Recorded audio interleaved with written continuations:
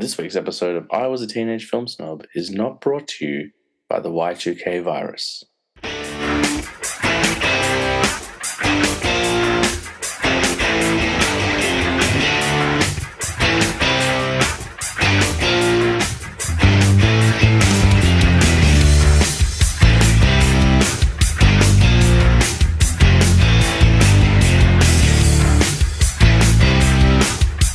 Welcome to I Was a Teenage Film Snob. I'm James Chalmers, your friendly neighborhood film snob, recording live from Film Snob HQ, the new location, which you've all been seeing on Instagram. And if you haven't been following on Instagram, how dare you get on there and check out the new headquarters. They're fantastic. If you have been following along the episodes this year, you'll have noticed we've been meandering a little bit. There's been a couple of solo shows, which is a bit unlike this podcast.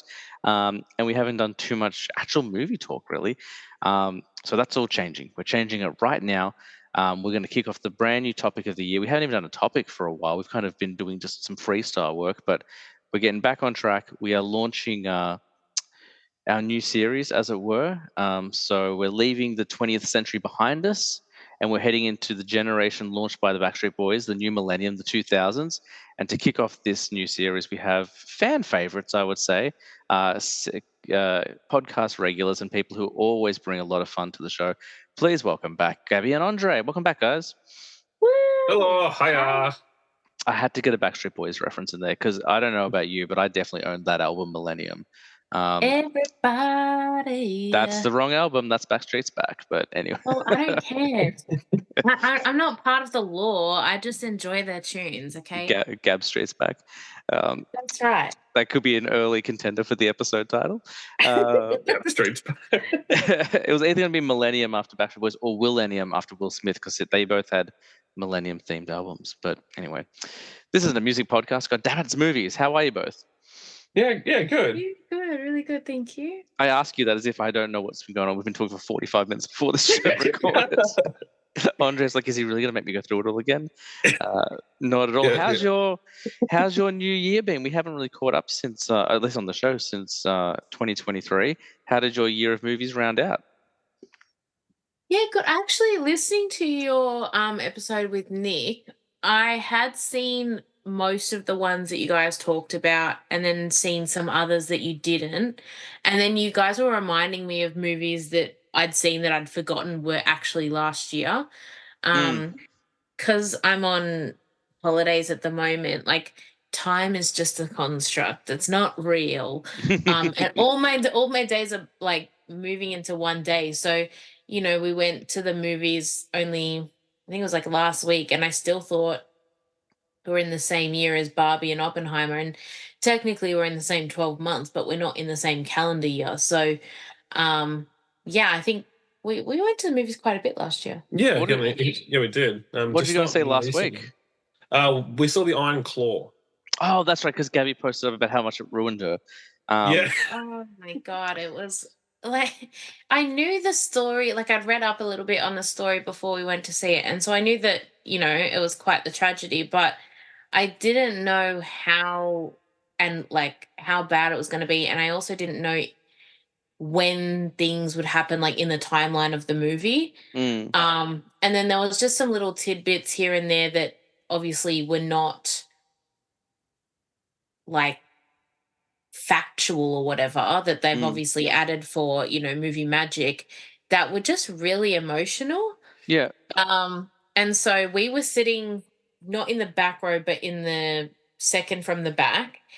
And it was kind of funny because when we first got there, we got there right as the ads started, before the trailers. And this guy that was sitting behind, like where Andre's chair was, he had his like shoes taken off and his feet were like poking through the armholes. And he had, I hate that. Talons for toenails.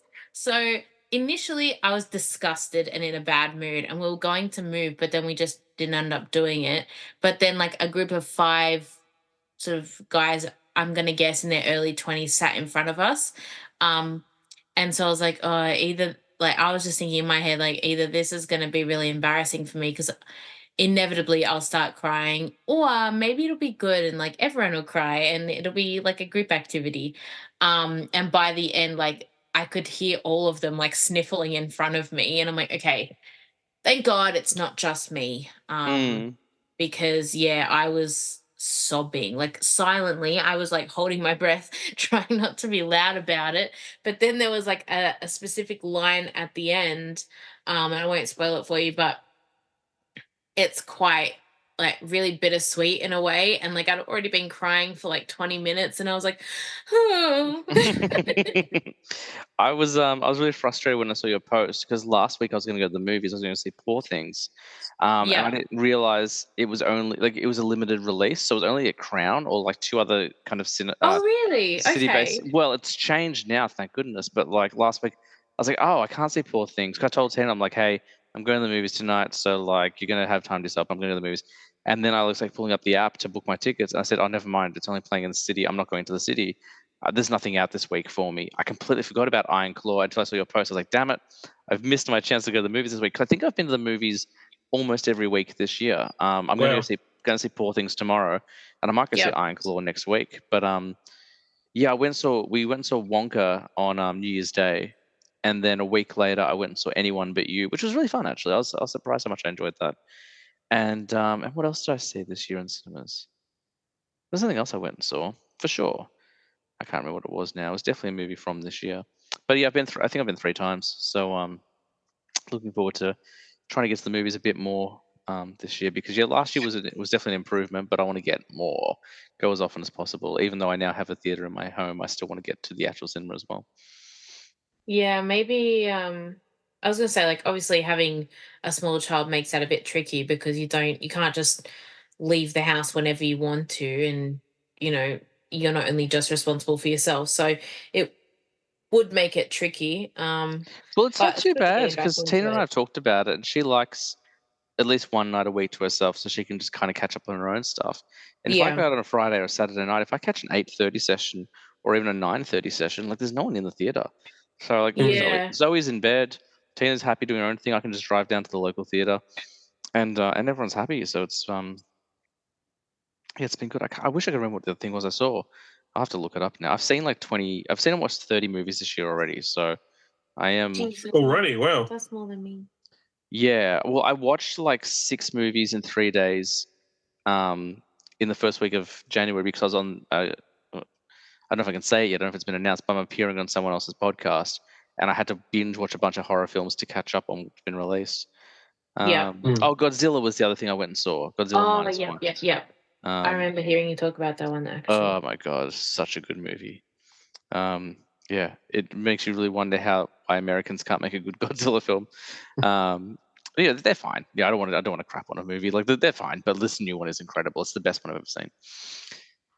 Um, nice one. And sorry, you were going to say something about the movies last year, Andre, before I brutally interrupted you to ask about last week's movie. No. Gabby and I haven't really gone to see like a lot of movies recently, like like Iron Claw. But if when you go see the Iron Claw, it will put you on your ass. It is so sad. It's so Mm, sad. I did not end up crying. I got very close. I'm not a big movie crier, but yeah, that I love a movie cry. that tore me. Um, yeah.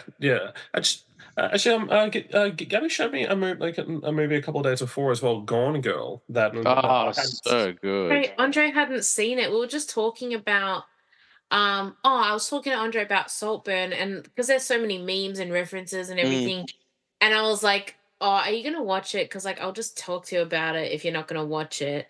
And I'm like, it's kind of like twists and turns, kind of like Gone Girl. And he's like, okay, like I've not seen it. And I was like, okay, well that's what we're watching tonight. oh, it's so Um good. Andre thought it was a good movie, but he didn't love it. I had such an issue with that movie, man. It's interesting because Gone Girl was shot around the time that, or like it was shot when Ben Affleck got cast as Batman. So throughout the shooting of Gone Yeah. Girl, he's starting to work out. So depending on where you are in the movie, he looks way bigger. So like that scene where he throws her against the wall towards the end, he's got his Yeah. Batfleck muscles on. Like he's just so much more built in that part of the movie than any other part of the film. He's Um, huge. he's massive. Hmm. But no, I quite like Gone Girl. I don't know if it's my favorite Fincher film, but it's definitely an enjoyable experience. Um, The only the movie itself was good. There's no denying that. I just had a problem with like the ending, that there was no I didn't get my sufficient conclusion, and that's what pissed me off so much, because Okay. they're both bad people, Mm-hmm. um, and none of them really got their in my opinion significant comeuppance. You know, Yep. I mean, she should straight up be dead, and he should straight up be in jail. But Yeah. but now they're just that didn't happen, and it did not sit well with me. My one of my hands on my I just remembered this now. One of my favorite moments in that movie, and when I saw it in theaters, I'm like Affleck definitely ad libbed this because he's a big ad libber. Because he started in comedy. Is when he's at the police station and he goes, "What is this, Law and Order?" Boom, boom, boom, boom. He does the theme song. Yeah. I was like, "Oh my god, that's amazing." That movie turns 10 this year. That's insane. That's crazy. Yeah, it's weird that I hadn't seen it before. Like Mm. I had I had heard of it, but yeah, I had just hadn't seen it. Just one of those, it's one of those classic movies that just wasn't on my list. But I do actually have a movie list now. I'll see little snippets of movies like on TikTok or YouTube or whatever. I'm like, oh, okay, that seems pretty interesting, and then I'll try and watch that. There's one I've been trying to look for a while, but I can't find it on any streaming services. I think What it's is called it? Leon. Leon the Professional, or Oh, the I own it on Professional. Blue. I own it on Blu-ray. Like, just borrow it from me. Like, it's so good. Is yes. It's Thank you, it's because great. Yeah, it's Luc Besson. So he made that while he was like, it wasn't even like a planned film. Like, Luc Besson had been doing some stuff in France, and he was waiting to get approval on The Fifth Element. But because it's such a big epic film, it was taking a while. So he was like, well, while I'm waiting for this, I'll just write this quick little film about an assassin and a child, and it's amazing. Like, yeah. it was filler work for him while he waited for Fifth Element to get started. And I actually think it's better than Fifth Element, to be honest, which is probably a Hmm. bold call. It's Uh, I it spent an entire term working on the Fifth Element last year, so uh, I will be the judge of that. Oh, I haven't seen it. Well, you can watch it until you get the movie from James. I so wanted to watch it, it's so funny. Like, as soon as you I said I haven't seen can't find it on streaming, I'm like, I bet you I have it. I just feel like I'm probably gonna have it. And I was right, so that was good. But yes, if I could borrow that, I would yeah, I would love it. Oh, I'll do one better. Come over and watch it in the theater with me. You can just we can watch Leon the Professional together. Yes. We'll have to snuggle up on the couch, but if you can handle that, I am all for the snuggle. that's the price of admission. I just need to feel. No prize or reward. What are you talking about? Yeah, exactly. Well, yeah, thank you. No, you can definitely. Well, you can come and watch it here, or you can definitely borrow it. Like, of course, it's sick. It's a really good flick. I love that. I've got a couple of friends who, over the last few years, like, it began and before the podcast, during lockdown, I had some friends who were like, "You seem to like movies a lot," and I was like, "Yes, yes, I do." And they're like, "Can you recommend something for me to watch?" And I was like, "Well, what do you like? Because I can recommend one thing for you. If you give me a couple of like clues, I can write you a document and give you like a couple of things." And I think it's happened with 3 different people now, and every list I've given them's been over 100 movies. I'm like, this, let me know what your limits are, what you can and can't handle. If you like horror, how extreme does it go? And I'll get it sorted out for you. So I've written 3 separate lists for people now. And often I just pull from my own collection because my collection is quite vast. And I must have close to 900 Blu-rays at this stage. Wow. It's pretty crazy. Maybe not quite 900. Maybe I'm overextending there, but um, I just watched so much. Like, last year, I didn't even plan to. Last year, I watched 376 films. I didn't mean to do it. It wasn't like I didn't Are have you a sure, James? Are you I sure you didn't didn't have a mean to goal. do I it? wasn't like, I'm gonna try and get three. I like my only goal is like 100 new films, 100 rewatches. That way, I can Mhm. stay I can stay current. And last year somehow I was like, I think by October I was ahead of the year, and then like I was just like, well, I'm just gonna keep watching movies, and I'm sure the year will catch up with me, but it never did. Well, So strange. Um, we should talk about the topic at hand. Although I've just been enjoying like talking about what you've been watching. I'm so yeah, you got to watch Leon. Um, now I want to know all the films he hasn't seen, Gabby. Like, you have to tell me all the movies that Andre hasn't seen, so we can catch you up because there's some great stuff out there. There's a Um, lot, but I'm sure that, like, there's movies that he's seen that he loves that I haven't seen. So, oh, and me you know, too. 100%. I was talking to someone the other day, like they were asking me. We're talking about TV shows actually, which to be fair is not my forte, but I haven't seen like Band of Brothers, which was a huge show. It came out in 2001, so I was 13. But like I worked in video stores and like DVD stores, so you think I would have got around to it, but I just never have. And like I yeah. can't believe it. I'm like, that's like first of all, I'm a movie guy, but second of all, like But there's so many shows, like, I feel like there's so much, especially now, there's so much new media coming out, new shows, and especially oh, with, it's like, it's the streaming ridiculous. services, Mm. the drip feed of, like, 1 a week, or Mm, they do the opposite and they give you everything at once. Like, I'm I'm too I have choice paralysis at the best of times, but I'm like consumed by it where I just never end up picking something, or I go back to something that I've already watched so that I know that I'm not anxious while I'm watching it. It's comfortable to watch, because, or I just pick something. If I'm going to pick something, I pick something that's older that I know that other people have seen and they have liked it, so that there's a better chance that I'll like it. Like, I'm not going to start a show that's just come out, that's just got hype because it's new. Um, I'll pick something like The Sopranos, or mm. Breaking Bad or something, and be like, well, this obviously got a lot of traction for a reason. I'll watch this instead. Well, last year I officially fell behind on Marvel, and I've never been behind on Marvel, but like we started Secret Invasion, we got 3 episodes in, and Tina was like, "Yeah, I'm not digging this." I was like, "All right, well, I'll get back to it," and it took me 6 months to get back to it. Um, I still haven't finished What If. I'm 3 episodes into What If. I haven't started Echo. Like I'm behind on Marvel for the first time ever. Um, because often it's just easier for me to watch a movie than to try and watch an entire show. It took me till December to watch Last of Us. It was worth the wait. It was great, but like it did take me a whole year to get to Last of Us. It just yeah, TV is not my forte. I tend to watch movies, but Yeah, I haven't seen The Last of Us, even though I played both games and I love both games. Yeah, I never got around to watching the actual show. it's great. It's really good. Like um, if you feel like you've always played the game, so you'll know the different touchstones and you'll get the references.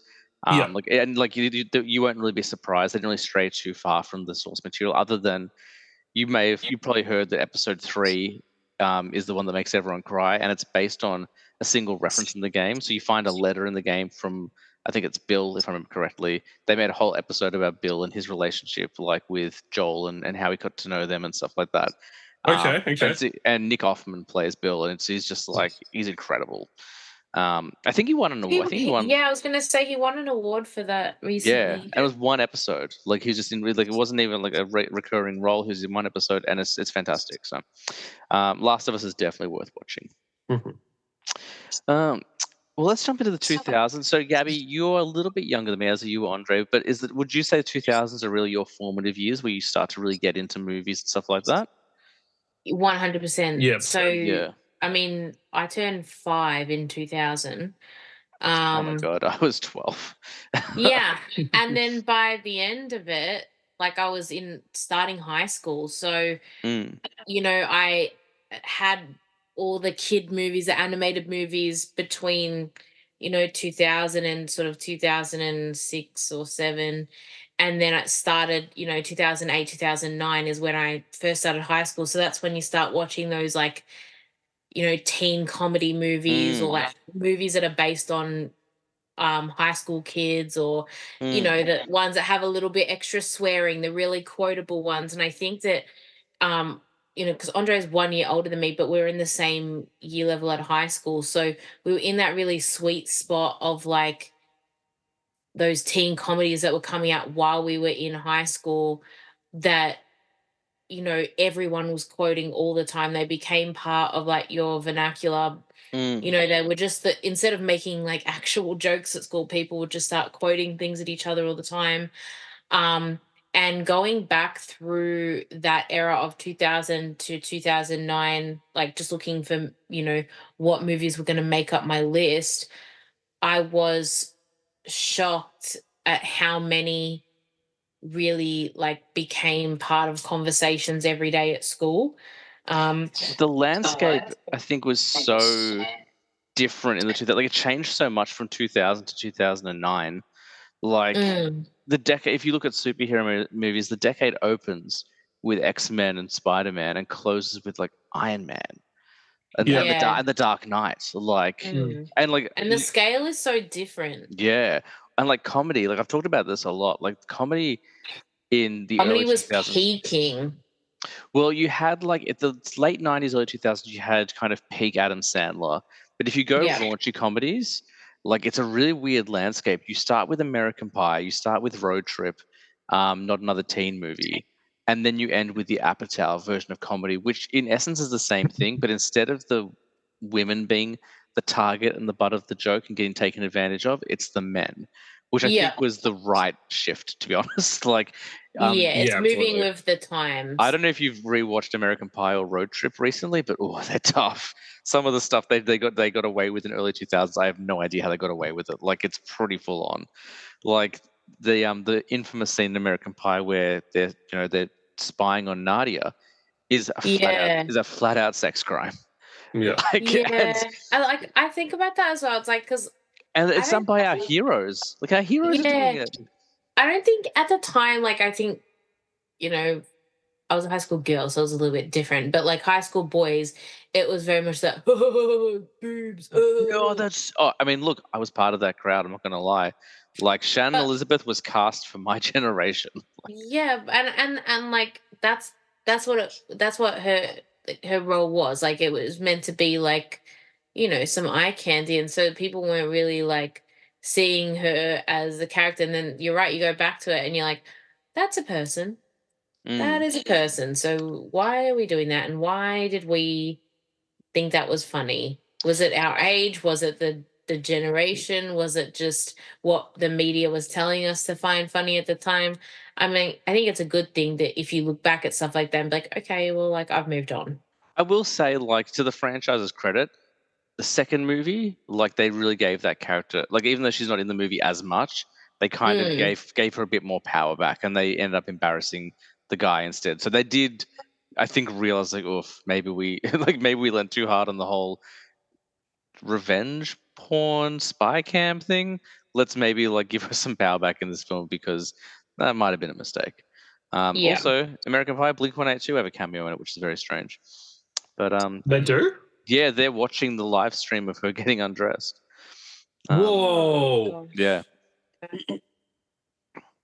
yeah, they're like it just like cuts to like all the different like people watching the live stream. At one point, it's Yeah. like a band playing, and the band playing is Blink 182. So Mm, yeah, who contributed heavily to that soundtrack? That soundtrack is very much like yes. late Yes. 90s pop punk, which is the cornerstone of like a teen movie for sure. Yeah, if you think about teen movie in the early 2000s, you think about bands like Simple Plan, All Mhm. American Rejects, Blink 182, Sum 41, Yeah, something like one's a big one. just to name a few, and you're like, oh, that's why I like that music, because it was like obviously all over the radio, all over the like TV hits and stuff, but also it was all in the movies that I was Yeah. watching. Mm. But yeah, so you go like you start the decade with movies like that. I know American Pie is technically 99, but most of the franchises in the 2000s, like you start with American Pie, start with Road Trip, but then you finish the decade with Forgetting Sarah Marshall, and Mhm. and Superbad, which Mm. completely kind of, or like 40-year-old version like kind of peaks right in the middle of the decade. That's where the shift begins, but then suddenly it's like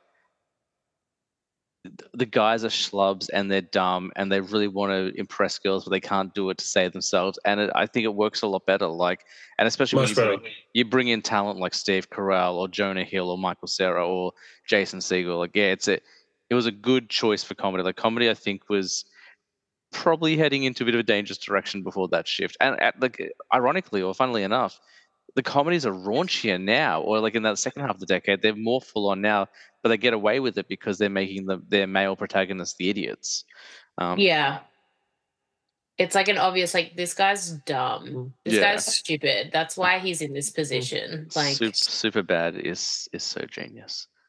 oh, it's fantastic. Do you have any good favorite? Do you know good foods are shaped like dicks? Dicks. The best kind.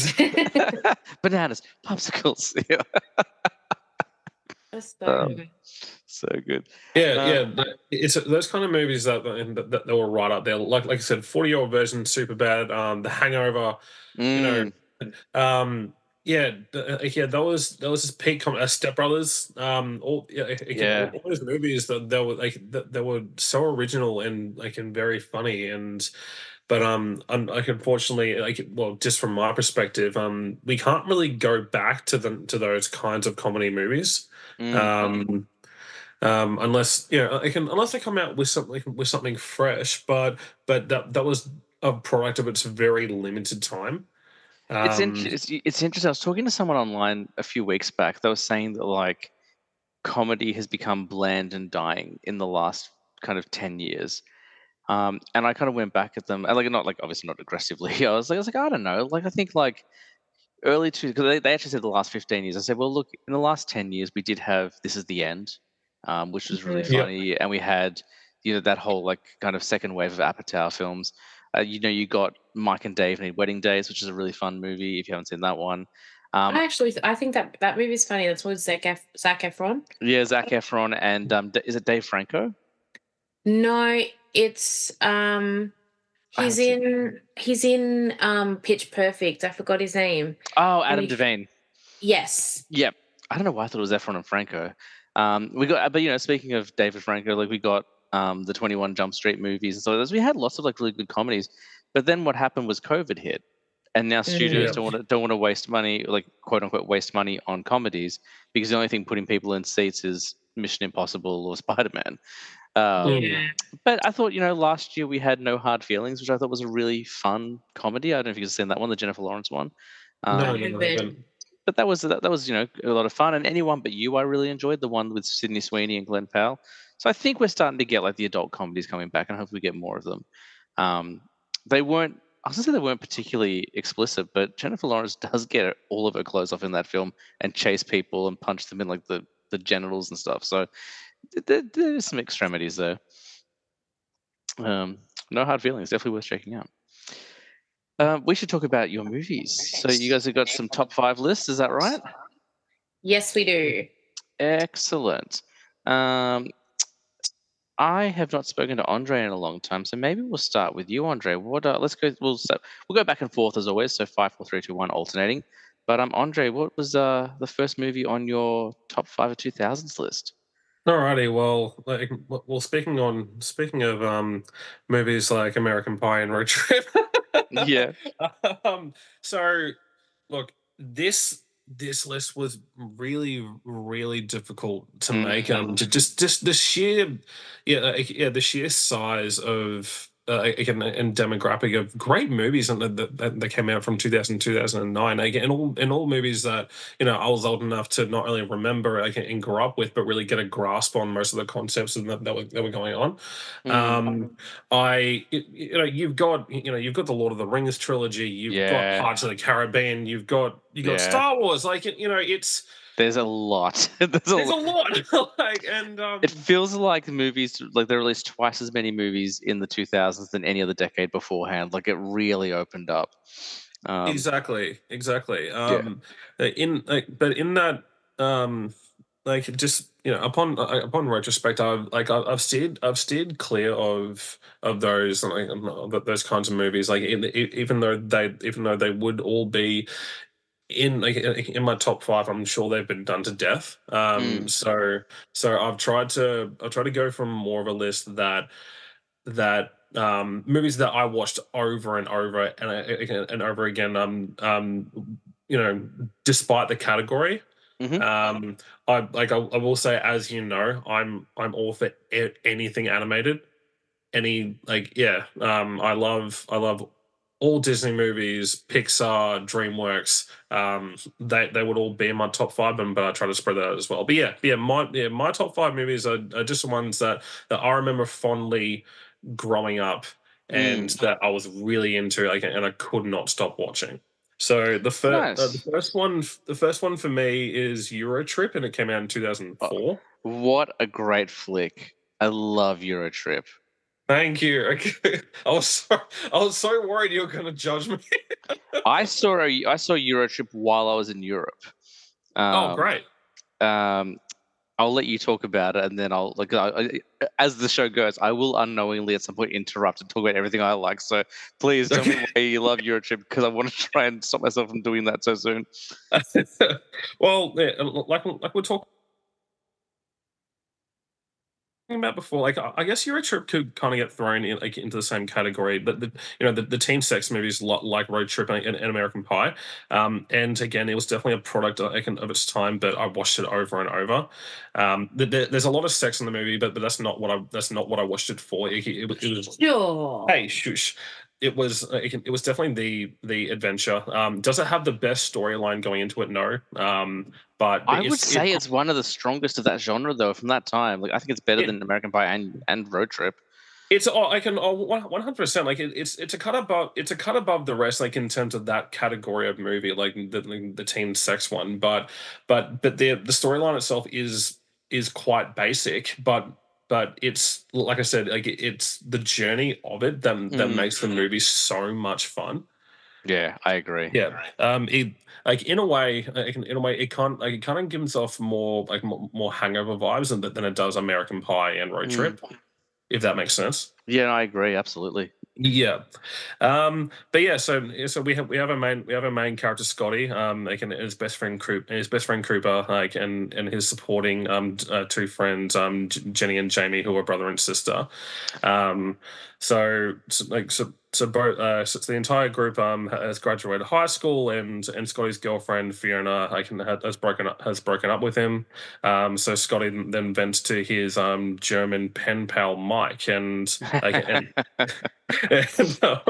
and they've been talking for, I don't think it's actually stated in the movie, but we could presume for a year or a year or over. Again, they become very, very good friends.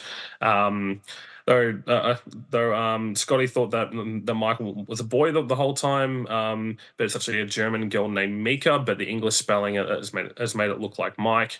So after Scott, like, and his girlfriend break up, Mika asks Scotty if they would like to meet up, and there's a miscommunication. Like, and Scotty cuts off all contact with Mika, only to find out later that it's actually a girl. Yeah, because his best that's friend, Scott's been talking to. his best friend's very much a Stifler kind of copy. Like, he's very, Very much. very like obsessed with sex, but very misinformed, and is like, you need to stop talking to that weird German guy because he's going to invite you over to sleep with him. And like, that's kind of the premise. And then like he finds out the picture of Mike and Jan is actually Mika and Jan. Like, which yeah. And also, like, I think we need to touch on it. Scotty gets broken up with by his girlfriend, who was cheating on him with Matt Damon, who then does an excellent punk rendition of a song called "Scotty Doesn't Know," which Yes, everyone should know that song if you're from the 2000s. Like, oh my god, so good. It's so good. It's so good. It can that, and and that song now is like, look, I'm not going to say it's iconic, but but if you put on like any 2000s like rock playlist, it's most likely going to be on there.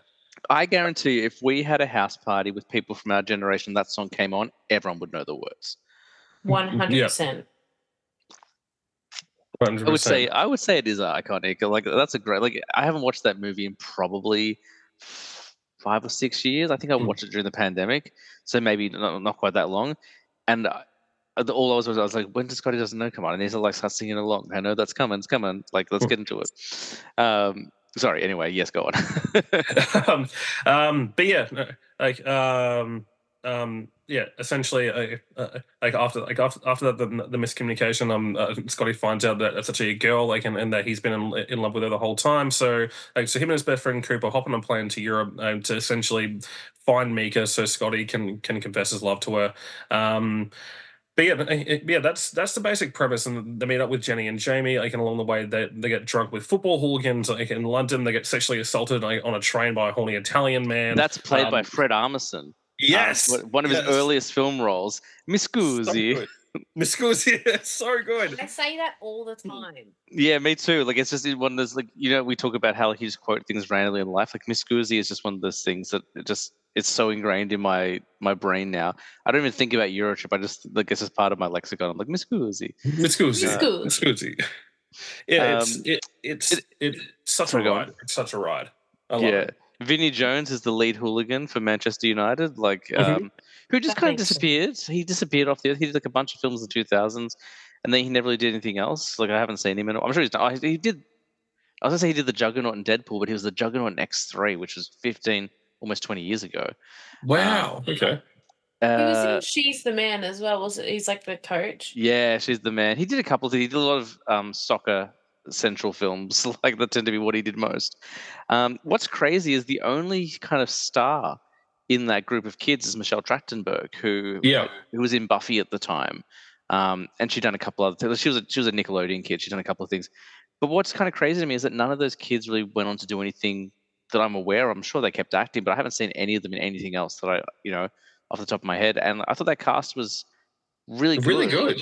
Yeah. They did a great ensemble. They really bounced off each other well. Like they had heartfelt moments and like good comedy timing. It is kind of funny that we didn't see them again because they were all great. Like Scotty was really like I just keep thinking about like the robot dance he does with like the robot statue thing or whatever. Yeah. That's Yeah. such Yeah. a fun scene. Um, Oh, I know. I don't know his name, but the character that played Cooper went on to do a movie called 21 in 2008, and that was all that the was gambling movie. yeah, yeah, exactly, the gambling movie with Kevin Spacey. Yeah. Coop, it looks like a young David Spade, by the way. He Like, fucking does. Yeah. when I saw that movie, I'm like, is that David Spade? Did they de-age him? And de-aging wasn't even a thing in Hollywood back then. But I'm like, this looks like David Spade. It's a really fun flick, man. I think like of that time of the early 2000s comedies, it is probably the best one they did. Not Another Teen Movie is also very, very good. Mm.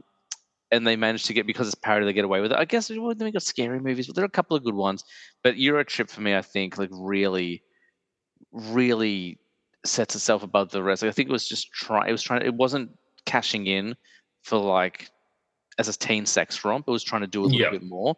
It was trying to be funny, and it really lands. Like a lot of those jokes still hold up. I think it's really good, and like I thought it was so funny. Both like when they do teen sex romps, I find like it's 70% like jokes, 30% sex. That's what they do.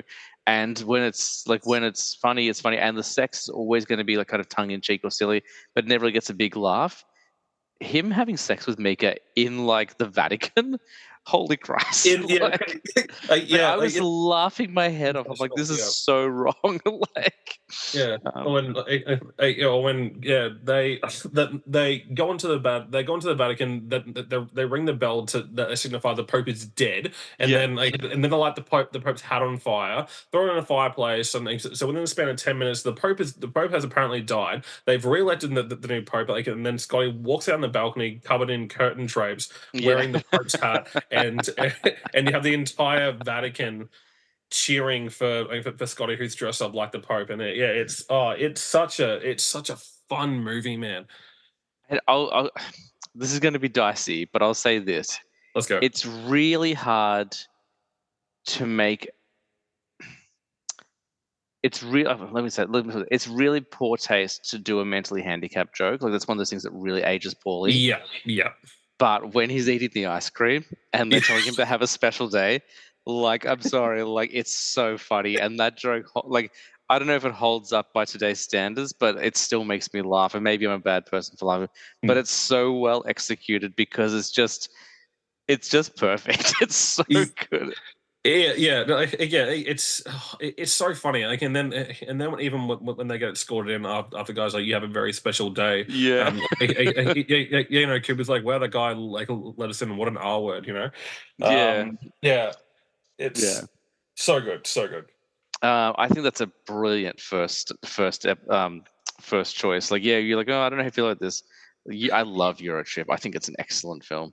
And again, they do that thing where they flip the script, and this might be the first one, or maybe one of the first ones where they go to the nude beach, and they're like, we're going to see some boobs. Like, it's all about boobs, and Michelle Trachtenberg's taking her top off, so you're like, oh, we're going to see Michelle Trachtenberg topless, and then instead it's just an army of naked dudes running down the beach, just, like, dicks everywhere.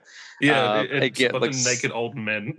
Yeah, like so funny. Like, just what a great what a great idea. I still, I can, yeah, I still use the quote. It's not a sausage fest; it's the International House of Sausage. I still use that all the time. I love it. Yeah. Oh, nice. That's a great first flick. What a way to start the 2000s. Perfect. I don't know where you're gonna go from here because that's awesome. Um, Gabby, what's number 5 on your list?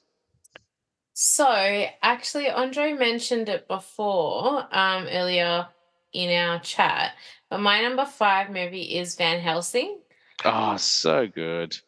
Um, so this movie, and like Andre was saying that he based his list on like how many times he rewatched things. And I think as I was saying towards the start of our conversation, we really grew up in the age where like we're moving from VHS to DVD, so we Hmm. could rewatch things a lot of times, and it was quite easy to do that. So because you just go Yeah. back to a menu and start again, and going to the DVD shop, like you're borrowing weeklies, but you'd watch everything in a weekend, and you'd just rewatch the thing that you really like the 100%. most. And 100%. so Yeah. this was one of these movies that my dad and I, we used to get DVDs all the time, but this is something that we would rewatch together a lot. So he wouldn't watch it twice in one weekend with me, but it would be one that, in the group of 5 or 7 weeklies that we would get, that one would make a reappearance every at least once a month, and he would watch it with me because he really liked it as well. I saw it in theaters, Van Helsing. Oh Oh wow, that wow. would be awesome. I remember seeing, and like it's funny because I think it came out, if I remember correctly, it's 2004. It is, And then yeah. only like 6 months before this one came out, Kate Beckinsale was in Underworld, so she was just doing vampire Yes. movie after vampire movie. Look, I don't think that my dad's motivation for watching it so often was because it was the best movie around. I do think she had a fair bit to do with it because he's also a big fan of Underworld. So Yeah. there might be an underlying feature here. But I really liked it because I'm not really into horror, but I do really like um the idea of horror and like the idea of monsters and Mm, how like their origin and how they came to be and the psychology behind them. And you know because most people when they think about a monster they just think visual, but they don't think about their background or their personality or how they came to be there, or like what happened to get them to be that way.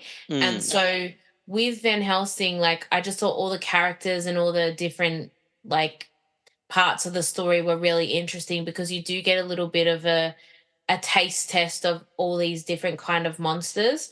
So like at the start, you're introduced to the Dr. Victor Frankenstein, who's obviously not the monster, but you see his monster. You see Igor, who we've seen, um, you know, adapted in so many different movies afterwards as well. You see Count Dracula, you see the other like vampires as well. And we've seen like variations of Frankenstein also in media since then. And then you like afterwards you see like you get introduced to Van Helsing, but then you see that he's got a battle with Dr. Jekyll and Mr. Hyde, and that's like more literature that it's from such a long time ago that most people that are watching it at that time or in present day they wouldn't really know about the literature behind it, but they've seen those themes come up before. um mm, and just because like I'm a teacher, we have to teach these texts to students. So when we're looking at looking for pictures or looking for like little clips that we can show them, sometimes like stuff from Van Helsing will pop up because if they can't visualize it, it's quite hard for them to sort of connect with the story about what the author's trying to talk about. Um, so it's really good to see those kinds of characters come up, and it's interesting because it sort of draws you in about who is Van Helsing, what's his job. Like he's just sort of killed this monster, but like why is he doing it? And then you realize he's part of this like secret organization that works with the church, but he doesn't really know anything about himself. He just knows that like he's working for them, and mm, it's sort of in this mission to sort of remember who he really is. Um, and then he gets given this mission to go to Transylvania in order to kill Dracula. and protect the last two sort of descendants of this long family line who have made it their life mission to kill Dracula. Um, and so when he first, like when we're first introduced to this family, they're trying to kill a werewolf, but it's like a brother and a sister, and in trying to kill the werewolf, they initially trap it, but the trap gets broken and the werewolf ends up attacking the brother. Um, like he goes for the sister, but the brother pushes the sister out of the way, and the brother is sort of pushed over a cliff, and so she thinks he's dead. And then Van Helsing sort of comes to the town, and the townspeople are not very fond of him because they don't know who he is. And then Dracula's wives wreak havoc on the town, trying to abduct, this girl. Um, Her name's Anna. Anyway, so they try to abduct her, but Van Helsing sort of saves the day, and he kills one of Dracula's brides, and the remaining two just fly back to his castle. And like, you would think that that's like his wife, like he would be a bit sad, but he's like, he doesn't really care. Like, he's like, I'll just get another bride, it's fine. Mm. And like, that's, you can sort of see a bit of a fracture in his relationship with his wives, because he's like, they were really upset about it, and then he was just like, meh, okay. And then they go back to, because Van Helsing's killed a werewolf. Then everyone was mad at him again, because they're like, vampires only kill when they need to. Now they're going to start killing for revenge. Mm. They're going to start wreaking more havoc on the town. And it's like the gravedigger is like the leader of the pack against Van Helsing. But Anna sort of saves him and takes her back to her castle, where all her family history is. And Van Helsing got like a friar with him. I love a friar. He's so funny. It's awesome. So he's sort of doing a bit more research into, how they're gonna stop Dracula, but she's like, oh, like, let's go find him now, but Van Helsing like knocks her out so that they can go hunt for Dracula when the light is on their side, because obviously vampires in this movie can't come out in the light, they don't sparkle. And so, yeah, she wakes up and there's a werewolf in their house. So she's like on high alert, but it's actually her brother, and he's telling her that there's a cure for being a werewolf, and that Dracula has it, but then he transforms because it's a full moon. And then Van Helsing goes to like attack him, and they sort of go to like Frankenstein's like lab, and they notice that he's got like all these like eggs, and they're like Dracula's babies, and they hatch, which is so disgusting. It feels very much like a nod to Alien, that hatching scene. Yes, yeah. Except upside down. Yeah, and so they hatch and they fly away, but because Dracula's using Anna's brother Valkan as like a conduit for the energy to, like, I don't know, breathe life into these babies, it fails, and so all the babies die. So he sort of has to start again. But in that sort of scene, Dracula meets Van Helsing, and he sort of is talking to him like he knows him, but Van Helsing's like, what do you, like, I don't even know who you are.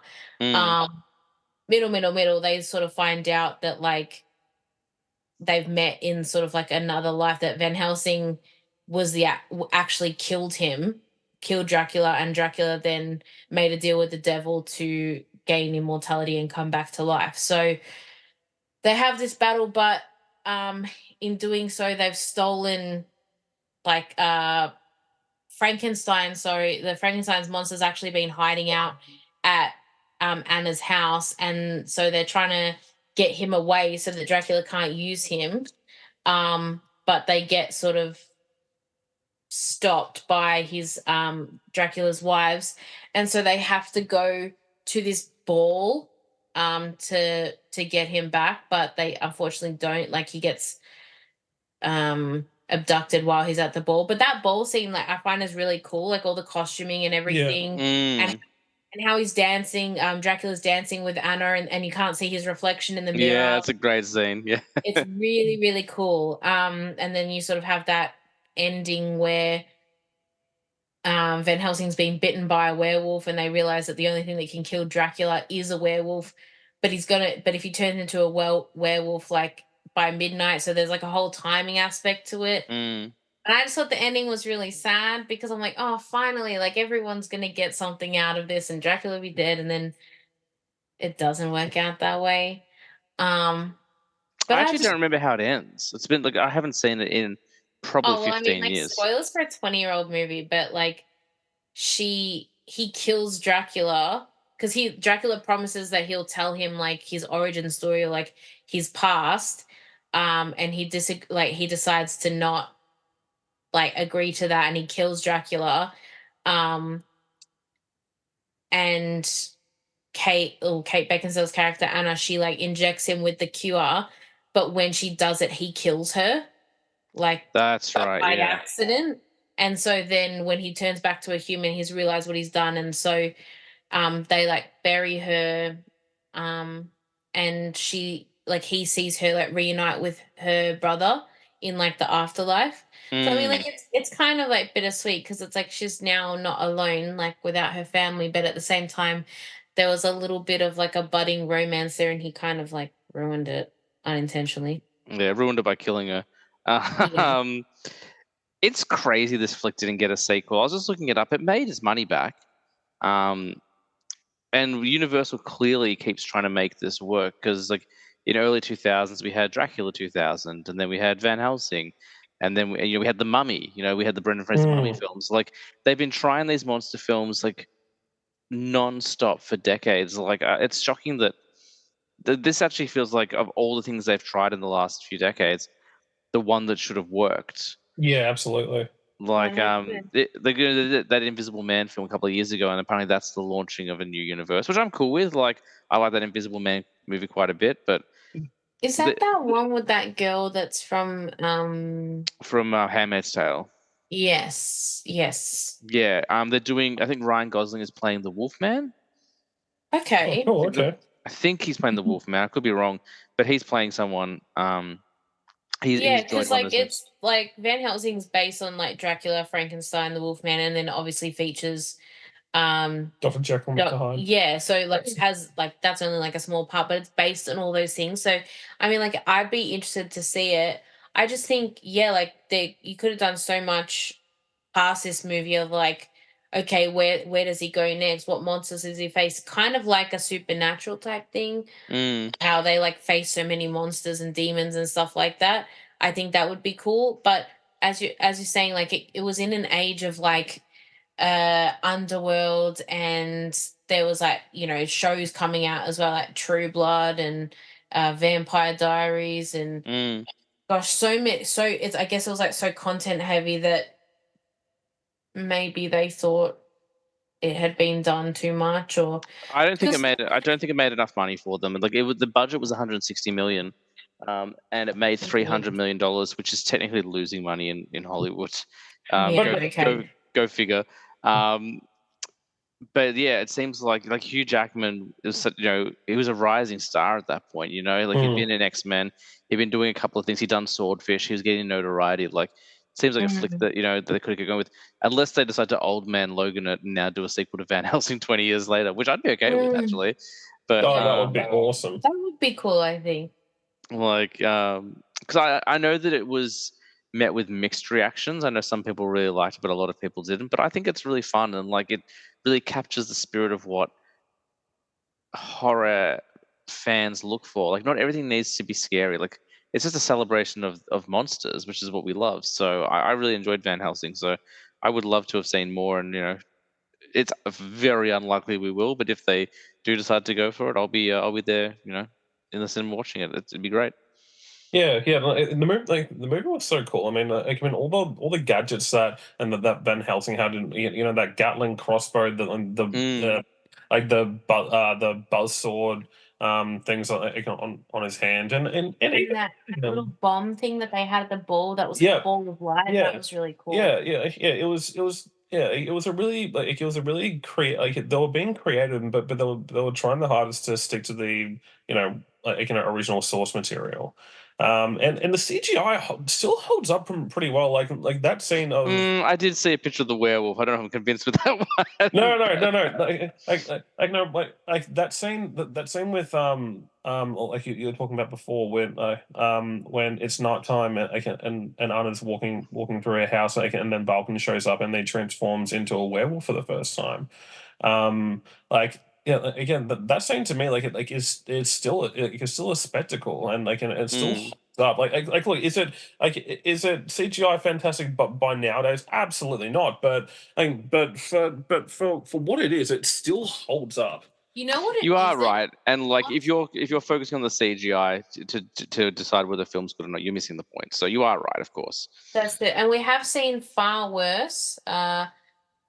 Like I don't know if any of you have seen the movie adaptation of Beowulf, but Yeah, Yes. yeah, Yep. I did. And That was when like they were so trying to I do don't like a live action CGI hybrid, and it's like I remember not understanding a thing that I saw in that movie.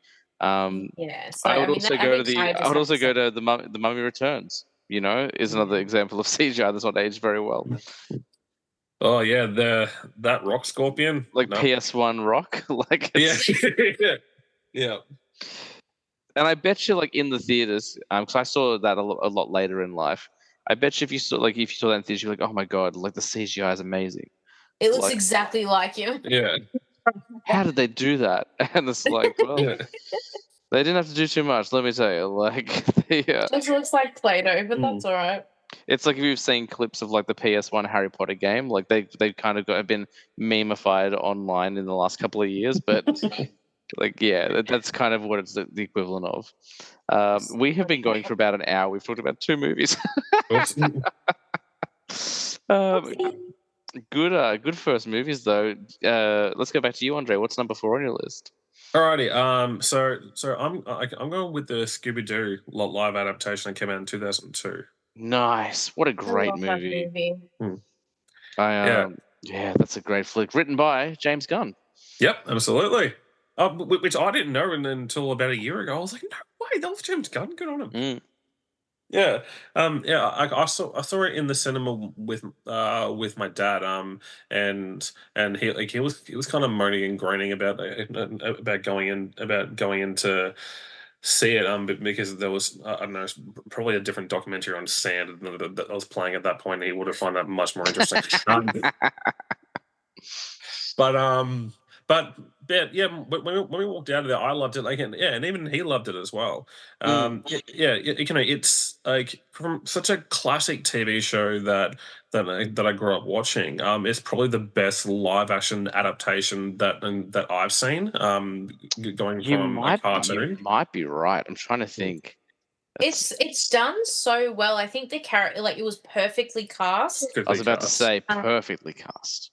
Like I don't have an issue with any of the like the way that the gang was cast at all. I think everyone looked like who you would think that they would look like. They played their characters really well, like just their cadence, even just like the way that they interact with one another. I just thought was perfect, and it was like a great 21st century look at what these characters would look like. Yeah. Well, the casting was so good that Matthew Lillard went on to voice Shaggy. He's still voicing Shaggy like 20 years later. Really? Yeah, like he went in and became the new voice of Shaggy in all the future animated stuff. He's been doing it for That's almost. that's Yeah. awesome. Yeah. Oh, that's great. Yeah. And Yes, he should. yeah, and I'm really happy of his I went to newfound success, refound success after 5 Nights at Freddy's. Like, even though I haven't seen the movie, I've seen a bunch of things online that his career is starting to get back on track afterwards. Yeah, his career never left. He just went into voice work. And I think like that's something that a lot of actors do. Like people are like, oh, they disappeared. It's like, no. You can do voice work. You can go in for 5 hours into a booth. You can wear your pajamas. You can do the job Yeah. and go home and get paid. And it might not be as lucrative as say doing the Scooby Doo movie, but it pays pretty well. And you don't have to like go through all the rigmarole of, the live action stuff. So a lot of actors do that. Yeah, he was also in that series called Good Girls as well. I think it's called Good Girls. It's on Netflix. It's Oh, actually a yep. I know what you're talking popular about. show. Yeah. But yeah, like this movie, I know it's on Andre's list, but like I think I watched it in the movies with my dad as well, and then I remember going to the drive-ins to see the second one because we loved the first one so much. I saw the second one in the drive-in as well. Me too. And we must have all been there at the same time. Mm. But I know that like it's gained like it's great on its own, and the story is really great on its own. But I think in Australia we love it that much more because of the ride at Movie World. That is the best ride ever. It's It the is best ride. when it goes backwards, like you're going through the It's gauntlet and then it goes down backwards out of nowhere. It's the best roller coaster ever. the best ride, and then like I mean, it's not even like as far as like the rides there go in terms of like thrills. It's definitely not the scariest ride, but it's the most fun. Mhm. And could you believe mine and my sister's heartbreak when we went there only a few weeks ago, and it has been closed until 2025 because they're renovating it. So I guess they're making it new and improved, but I thought it was good as it was. Well, I I mean, don't know maybe if they I just want needed to to. update the safety. I don't know. Like maybe they do Yeah, that. I'm sure Um, that's the reason, and tighten up the screws and everything because it's been there since God. I went in 2005, and it was there then. yeah. So I'm it's really been there a glad. really long time. I'm really glad you mentioned Scooby Doo 2, Monsters Unleashed. That movie is Mm. underrated as hell. Underrated. It Yeah. it actually captures the spirit of the animated series more than the first one, I would say. Yeah, Like, absolutely. Yeah. because the second one really is like the monsters aren't real. It's a guy with a machine, like wearing a mask, and it's like, yes, that's exactly what the cartoon was. Like, well done. And they had like the Minor 49er, like all these like villains from the classic cartoon showing up. So as someone who'd watched a lot of Scooby Doo as a kid, I thought it was fantastic. But that first one, gee, it's incredible. Like the idea to be like, oh, we've actually already broken up, and now this is our last case together. Like, what a great spin on it. Like, instead of doing an origin story, just going straight and be like, everyone knows Scooby Doo. We don't need to worry about telling you who Scooby Doo is. Everyone knows who Scooby Doo is. Let's do a bit of a different take on it. And have you heard the rumors of the more adult script? Surely you must have heard about this. Yes. Yeah. Yeah. I have. Yeah. I haven't. So James Gunn's original draft was a little bit saucier, and like there was some Saucier than Velma in the red vinyl suit. well, there was meant to be like some kind of suggested potential romance between Velma and Daphne, and I think there was even a kiss in the original script. And Warner Bros. Were like, "Children are watching this, so please don't." Yeah, okay. And remember, this is this is early 2000s when society was very different back then. They weren't sure about women kissing. Sure. Yeah. But yeah, that was yeah. Apparently, there was some pretty strong lesbian themes in the original draft. Yeah, I still really, a I great flick. really like the scene in the first one where Daphne, she's always the damsel in distress, and then she has that scene with like that guy who's like dressed like they're in that wrestling Yeah. thing, Yeah. The wrestler. and he's like, oh, who's the damsel now? And he's like, me. Yeah. Yeah. Speaking of like things we quote from movies in our day-to-day lives, the amount of times where I've just been like, drive the bus, that's like constantly in my head. I think I think what constantly plays in my head that like I still don't even know the words to it, but like but the steel wires. This is what we creatures say. Yeah. What about Sugar Ray being in the movie? Yeah, that's right. That's the band, isn't it? Yeah. Yep. And then they're like they turn into the creatures. Yeah. But Linda Cardellini? Cardellini, yeah, she was my first celebrity crush. Like yeah, by far. And she was cast perfect as Velma. who I like agree. who, like as a boy I also had a crush on with as like the cartoon character. Yep. So when I saw her in live action, I was like, oh my god, she's beautiful. I But knew it. I knew I was yeah, right about it. yeah, exactly. Parents Uh, laughed at me. I knew I was right about this cartoon girl. but it's such a it's such a great movie. Look, looking back on it now, it is I guess it would be considered a kids movie, but it has some really subtle adult jokes in there that I 100%. just did not get as a kid. I mean, near the start of the movie, when Shag and Scooby are in a van, they're pissing themselves laughing, and there's steam coming out the top of their van. Something's definitely insinuated, but they're just like making food. You know, Yeah. yeah, yeah, yeah, yeah. No, I think they're doing burgers or whatever. Yeah. It's in my yeah, in my mind, it's the quintessential like classic cartoon to live action movie. Mm.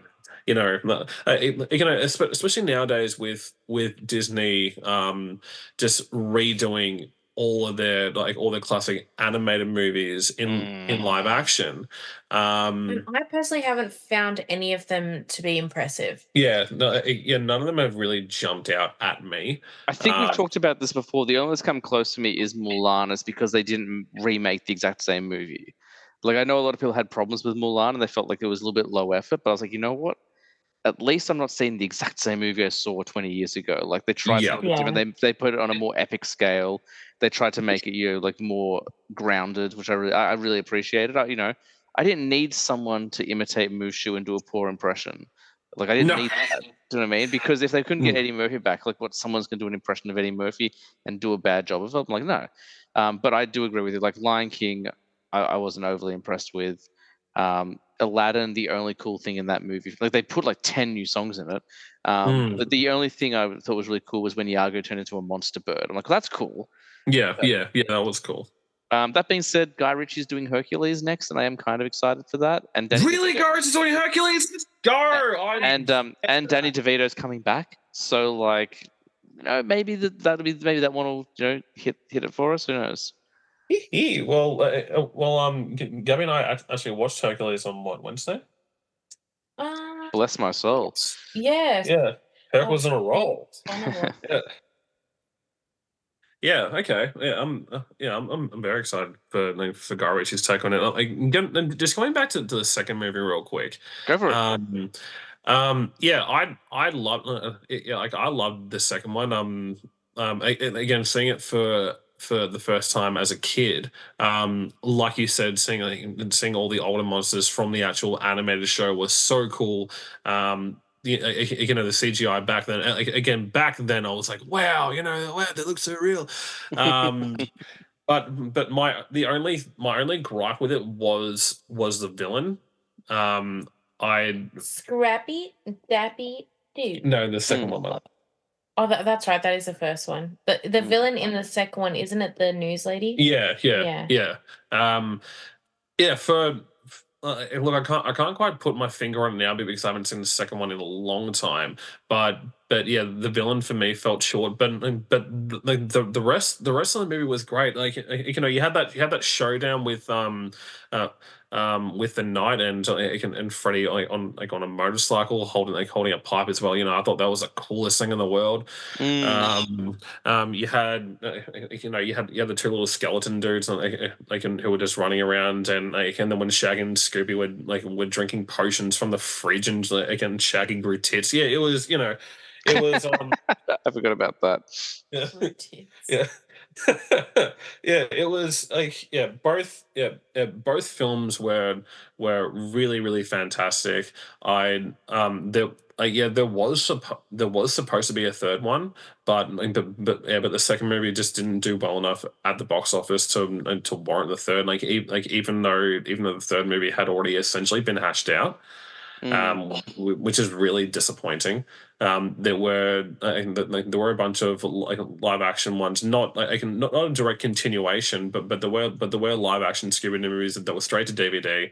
That didn't get any kind of any kind of appearance on most media. I've seen like screen grabs and some trailers and stuff, and they look very much like the kind of stuff that Disney is making on the Disney Channel. Like that's kind of what they looked like. Yeah. Which there's Yeah, nothing yeah. wrong with that. Like that, but there's a very specific audience for those movies, and I'm not that audience. No. Um, and then last year or the year before, Mindy Kaling did an adult cartoon called Velma, which No, don't even talk to me about oh that, man. yeah, I've heard only mixed. I think it had like a 1.9 star rating on IMDb.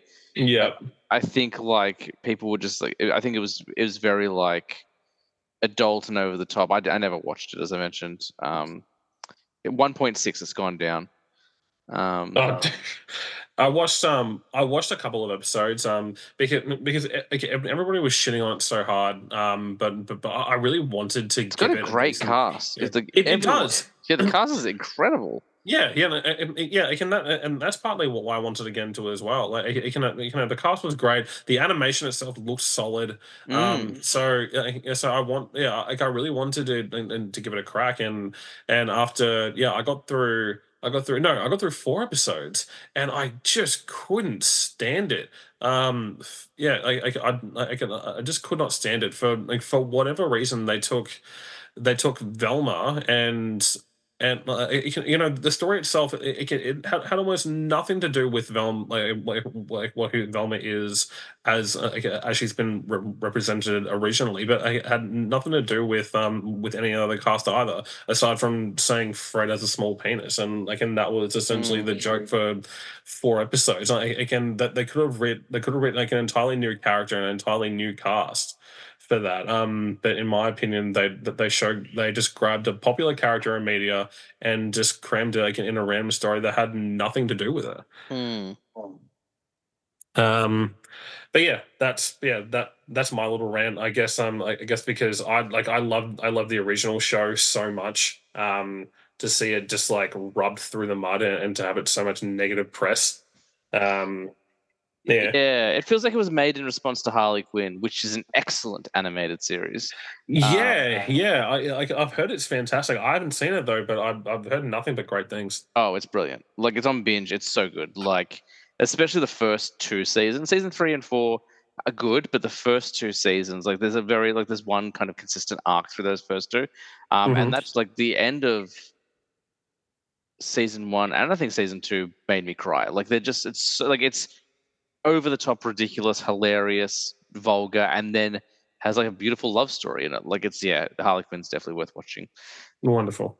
We didn't quick up our pace at all. So, what's your next film, Gabby? Number 4. Scooby Doo's a great pick, by the way. That's really good.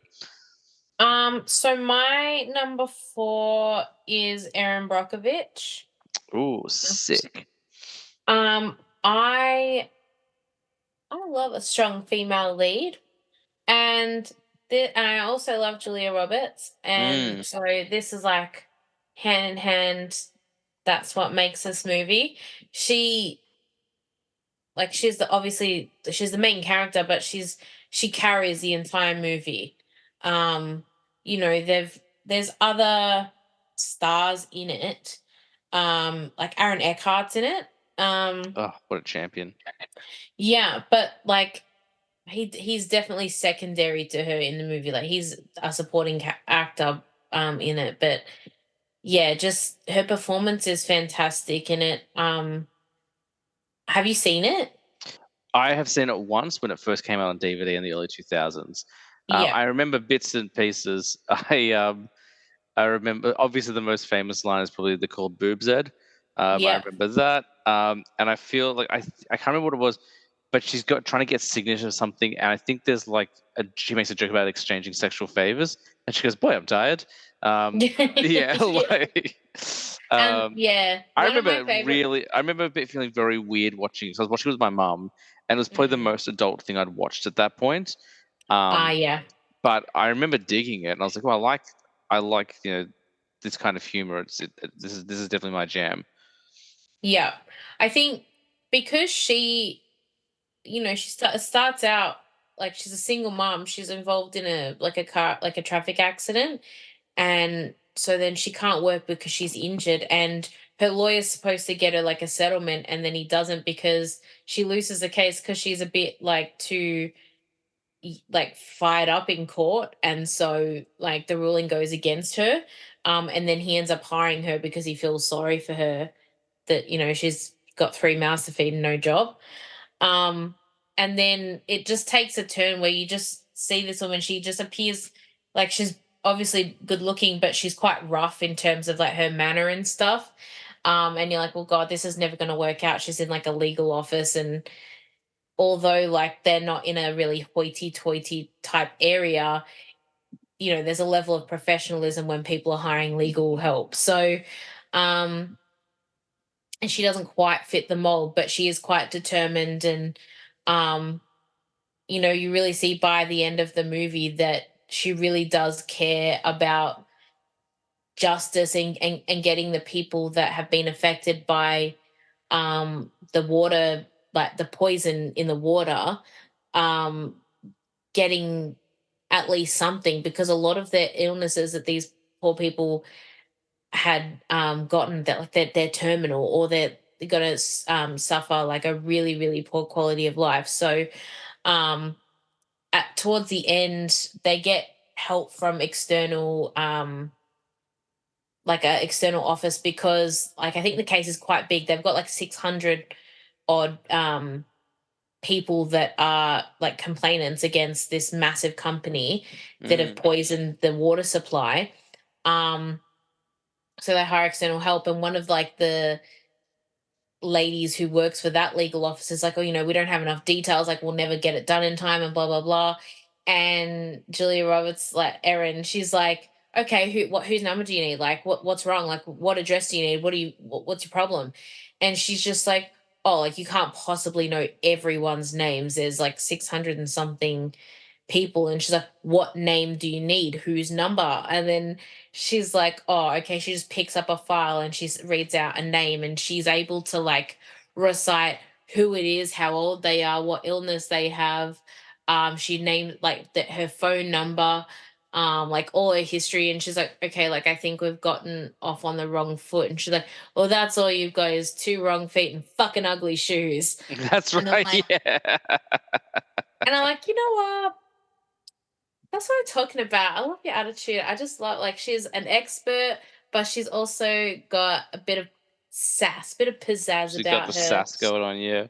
That's right. And like, even at the end, when like they win the case, they win like it's like $330 million. By the end of it, like that's what gets awarded to the plaintiffs. But to be able to get this huge settlement, they need to get all of the plaintiffs to agree to this one like deposition. Um so like it's quite obviously a big task to do. Um but by the time like they win it, um they had sort of agreed on like what she would get as like her cut of like the payout. And initially she's like, he's like, oh, I had to make it, like her boss, he's like, oh, I had to make some adjustments. And she starts like going off her rocker band, like, I worked my ass off on this, blah blah blah. He's like, just have a look at the number. And she realized that it was much more than he initially promised. It's like $2 million, which, I mean, with the time that this happened, is 1993. So like Yeah. the movie came out in 2000, but like it's set in 1993. So $2 million in 1993. I mean, $2 million today is a fat sum of money. So Because that's the thing. Like, for those who don't know, it's based on a true story. Like, it's yes, yeah. yes, and she's quite a successful like law. She's like a I don't know public if she's, defender or something, yeah, or and she's got like she's got like an organization as well. I think she offers like is she with like legal Shine help. Lawyers or something? Yeah, yeah. Let me look her up. But yeah, she's the real deal. It's I wish I'd watched it more recently. It's been on my rewatch list for Yeah, a so while. she's Actually, it's a a, great a flick. paralegal, consumer advocate, and environmental activist. Um, and yeah, she was instrumental in building a case against Pacific Gas and Electric Company, where the water in Hinkley was contaminated. And it was like, it wasn't just like a little, like people getting a little bit sick or whatever, like people having brain tumors, or people who had to have like there was a woman who was like, she was quite young, she had to have a hysterectomy because it gave her like cancer or something. Like it was really, really bad. And that's like, I don't think that they like inflated the amount of people who were affected. To have 600 people in a very small town affected by this, and like the fact that the company knew, Mm. that's so disgusting. Yeah. But Yeah, I haven't. Like I have seen that movie, but it was such a long time ago. I've seen little snippets pop up on YouTube and on YouTube Shorts and TikTok and things like that. Um, but yeah, I remember the movie being fantastic. Yeah, it's been a long time for me as well, but it's a good one. I mean, Julia Roberts, man, like even a bad movie with Julia Roberts is still pretty good. yeah, she hasn't put in a bad performance, I don't think. Just committed to the craft. And I think I told you, like, you sold me on Julia Roberts last year with Pretty Pretty Woman. Woman. Yeah, you Well, got me on I'm board with glad it. to have done it. It was I felt like an idiot afterwards. I'm like, why was I sleeping on this one? This is a great movie. But you know, we're all allowed to make mistakes from time to time, and that was my mistake. I'll allow it. Thanks for doing that. You movie snob, you. Yeah, I know, right? Mm. What a d bag. I snorted as well, so that was a little freebie for the listeners. Nice one, excellent. So well, that was a little bit quicker because Andre had nothing to add to it, unfortunately. Andre, jump into number 3. What's your number 3 for the 2000s? Alrighty. This one's a bit more mainstream. And like I said before, I try not to make my entire list animated, but this one is 2008's Kung Fu Panda. Oh, what a great flick! Yeah, I great. love that movie. Yeah, great. You know, animation is just it's beyond perfect. And DreamWorks did an amazing job, like usual. The music was done by Hans Zimmer, so you can't go wrong. You know, like, it won a Golden Globe for the best animated picture. And even the Chinese even the Chinese government said that, like, that's crazy that they can't make a better Chinese film in China. You know. Yeah, it's DreamWorks just they can't stop punching. You know, Oh, I see what you did there. um, but yeah, Kung Fu Panda, with the star-studded cast, Jack Black as Poe. Yeah. He had that minor role in Shark Tale. And then and then he got invited to do to do the main role for Kung Fu Panda, and He does such great voice work. he does. It's just perfect for him. I haven't seen the Mario movie yet, so I don't know how he went with Bowser. Oh, he's great. Like, it was actually in my spoiler alert for my episode a couple of weeks ago. But my number 1 movie of 2023 was Mario. It's such a crowd pleaser, and Jack Black's perfect. Like, he does something with Bowser that I wasn't expecting. Like, he makes him flawed. I'll say that without going into too much detail, but he makes him a flawed character, and I think it really works for the movie and for the comedy of the movie. But Jack Black, ever since I saw it, I'm trying to think what the first thing I saw him in was. It was probably Orange County. But he had been in movies before then. But Orange County, I think, was the first I saw Jack Black in, and I was like, oh my god, like, this guy is amazing. He's just, the world does not deserve Jack Black. No, it doesn't. I really wanted to put Tenacious D and the Pick of Destiny on my list as well. I just put those DVDs on my shelf today. Tenacious D. Oh my god, so good. Yeah, Tenacious D, Pick of Destiny. My friend Ash and I used to watch that show. I used to watch that movie constantly. Was so into Tenacious D. I'm still into Tenacious D. I saw that movie in theaters as well. Yeah. Yeah, it's so good, so much. Actually, that movie has gotten better with age. So the first time I saw it, I was like, it's fine. It gets funnier each time, and Dave Grohl as Satan is so good. Yeah, absolutely. And the tracks in that movie are great. You know, I still listen to the Pick of Destiny album to this day. Yeah, it's great. Yeah, it goes so hard, you know, and Storm the gates. That's a classic one. stop. So good. But yeah, back to Kung Fu Panda. Yeah, sorry. Look, look, it's more of a widely known movie on my on my list. So That's okay. I'm sure everyone listening has watched it to death. But out of the animated movies that I've watched, well, actually, my number one is my favorite animated movie from that era, but I'm not going to spoil it here. Oh. But yeah, it's fantastic. I can't I can't say a bad word about it. You have Jack Black. You have Jack Black playing our protagonist Poe, who's he's panda. He's the only panda in the I forget the name, but the valley or whatever. And he's the biggest fan of of kung fu. He wants to do kung fu, but he's stuck in a restaurant with his duck for a father. Um, and I love an underdog story. I absolutely love an underdog story. And after he was chosen to be the Dragon Warrior, and his struggle to not only fit in, with the Furious Five, but his mentor Master Shifu. And they literally threw him down the stairs. But Shifu is It's Dustin Hoffman, I believe. That's right. Yeah. yeah, Dustin Hoffman, and it.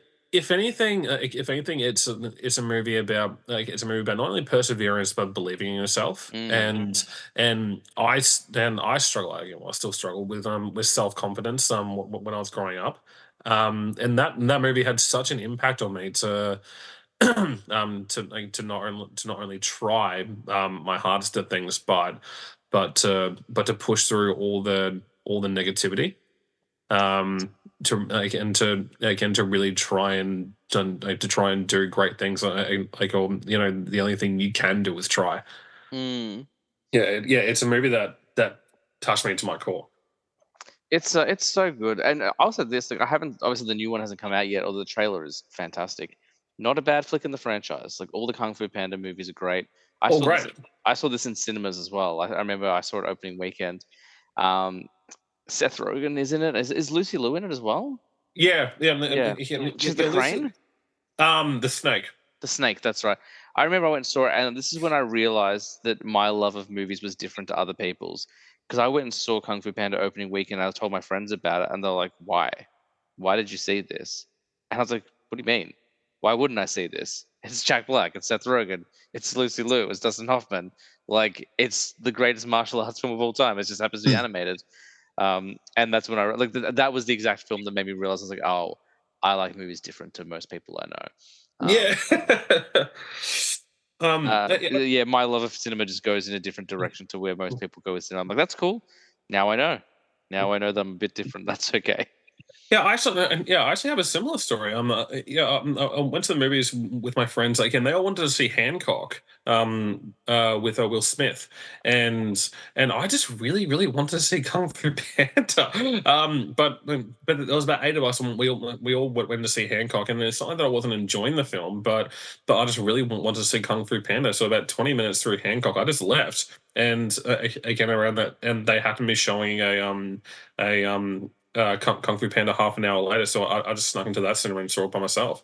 I have to give Hancock another chance. I remember really wanted to see it, and then when I watched it, I did not love it. I watched it at my wife's house. We were dating at the time. We weren't living together yet. And I remember I was quite unwell. I think I threw up halfway through Hancock, so that might have something to do with it. Oh dear, okay. But I just didn't dig that, like, Jason Bateman lost his wife because, a prophecy said that his wife was meant to be married to a superhero from another planet, and I was like, oh, I'm not digging this. But it's, again, I haven't seen it since it came out in DVD, so I've got to give Hancock another go. But yeah, like I said, Kung Fu Panda. When you have DreamWorks Animation and you have Hans Zimmer for the score, you have fantastic voice actors. The villain is great. The Kung Fu choreography is fantastic.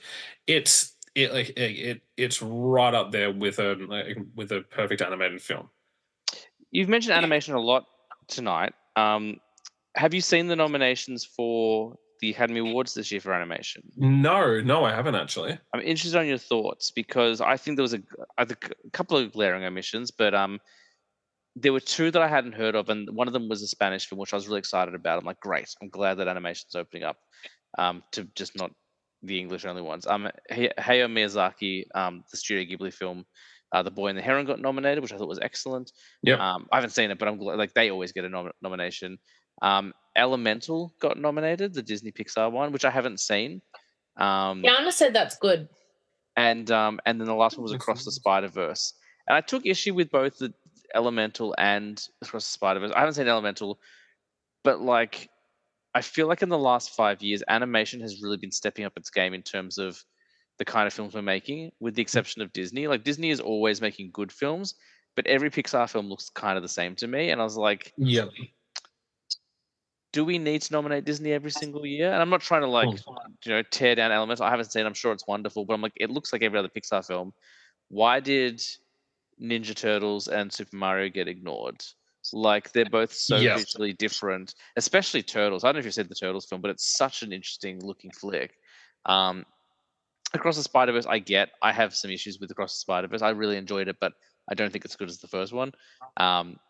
But I get it because at least it's doing something interesting. But like with animation, it's really driven by visuals, and I felt like they chose some of the most boring looking animated films to nominate. For I'm like, oh, so you did Elemental, which looks like every other Pixar film. Why didn't you go? Yeah, I thought like just because I haven't seen Elemental, but we watched Inside Out. Like I'd already seen it. We watched Inside Out recently. Um and I thought that just based on what I could see visually and what like little clips that I'd seen online, Elemental and Inside Out look quite similar in terms of like the colors and everything like Mm. that. And as you said, like you can tell what like it's a Pixar film just by looking at how clean it is. Yeah. Like all the hairs are like specifically like hairs in place, and you can see pores in their skin and all that sort of stuff. And it's obviously fantastic. But as you said, we've seen it time and time again. Stuff like the Ninja Turtles, which I haven't seen, but I did see trailers for. It was something that was unlike anything that had come out that year. Like Across the Spider Verse, because it had so many different art styles, I understand why that Yeah, was agreed. and Studio Agreed. Ghibli, again, the work that goes into that, I understand, and their work's quite different, but especially different to like the Western world. So I feel like it's important to have representation. But as you said, how many times has Pixar been represented? And I have no problem with Pixar getting a nod. Like I feel like they've been the trendsetter for the last 30 years, and I talk about it in this week's episode, which hasn't come out yet at the time of this recording. But I was talking about, I'm like, Pixar is a stamp of approval, like stamp of quality. Like you're always going to get quality with Pixar. Like Monsters Inc. When Toy Story changed the game, and then Monsters Inc. changed the game because of the fur on Sully. Yeah. And then if you look at Moana, which isn't a Pixar film, but I think Moana is probably the last truly visually interesting film they've made because they did something with water that I've never seen before. Yeah. Like we watched Encanto a few weeks ago for the first time, and I loved it. Oh, But it's so visually, Yeah, me good. too. but visually, it just looks like every other Hmm. Pixar film. Yeah. Like it's not doing anything really It's unique or different. it's a great movie, but yeah, you're right. Whereas, yeah, like across the Spider Verse, there's so many different art styles, of course. But Turtles, I think, was a real snub. Like and like I would kind of stop tracking the Oscars, but I needed content for this week's episode, so I'm like, all right, I'll talk about the Oscars. Yeah, okay. But Turtles is just so visually different from anything I've ever seen before. I was like, in the realm of animation, where we're trying to constantly push ourselves and do different imaginative things. Why did you not want to include the most visually interesting film that came out this year? It's just a weird choice for me. If you haven't seen Turtles, you got to get on it. It's so good. Like it was my number 2 movie of the year. Yeah, yeah. I actually haven't seen it. I only watched the initial trailer. And I thought the art style looked really, really cool. But I guess at the time when I watched the trailer, like I thought, okay, no, they're just doing another Turtles movie. Which I I grew up with Teenage Mutant Ninja Turtles, but for Mm. whatever reason, it didn't really appeal to me. But if you've given it your stamp of approval, then I'm definitely gonna jump straight on it. It was I went and saw it with my mate Josh, who's been on the show a number of times, and we were both like we were like, it looks cool. We're not expecting too much, but Seth Rogen produced it, and he's had a really good run with producing other people's work. Like The Mhm. Boys is fantastic, and Preacher is fantastic. Like every time he creates content based on someone else's comic book, it just works. So we're gonna give it a little bit of hope, and we were shocked how much we enjoyed it. Like it's funny.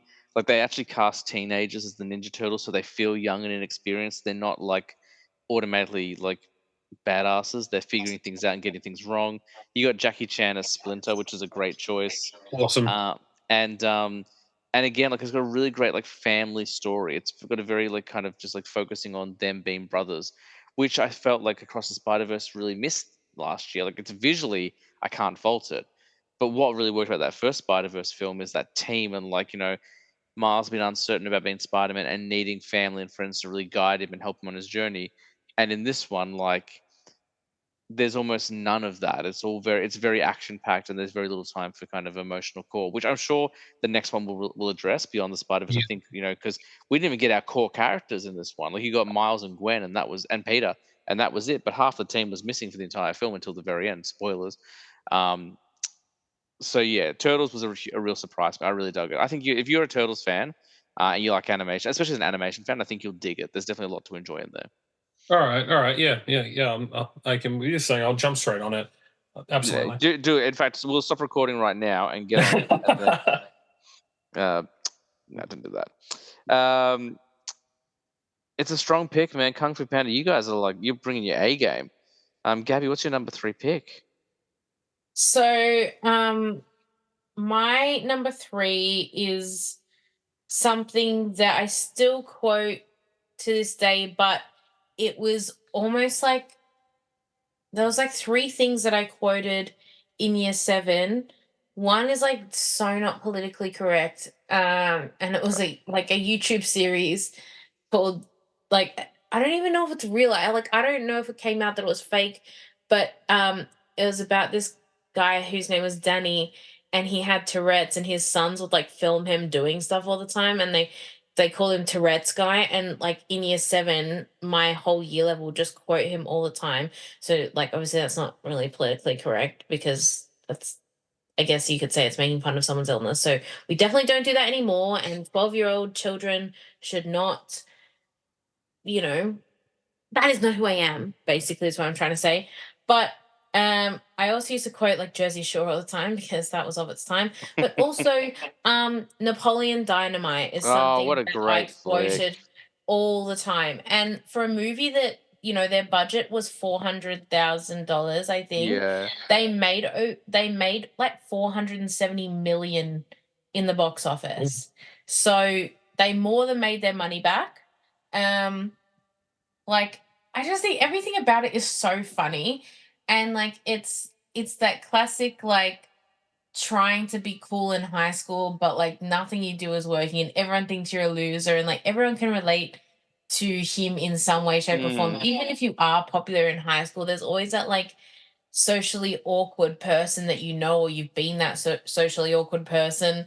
But it's just so quotable, like especially like when they're talking about girls, like how to get girls to like them. And he's like, I don't even have any good skills, like Nunchuck nunchuck skills. skills, bow hunting skills, computer hacking skills, skills like that. Like even Then when the you're pretty good at drawing. Why don't you draw a picture? And then the drawing is it's so awful. bad. He's like, I spent like 3 hours shading the upper lip. It's probably the best drawing I've ever done. It's so quotable. I actually watched that in my final year of high school. We studied that film. It had just come out, or maybe a year prior. Obviously, marrying a woman named Tina. Can we get the food, Tina? Is a big one there. Eat the food. Um, Uncle Rico is amazing. Oh my god, Uh, he's so fucking funny. Especially I- like when he's like, I reckon I could throw this over them mountains, and then he like throws a steak and it hits Napoleon off the bike.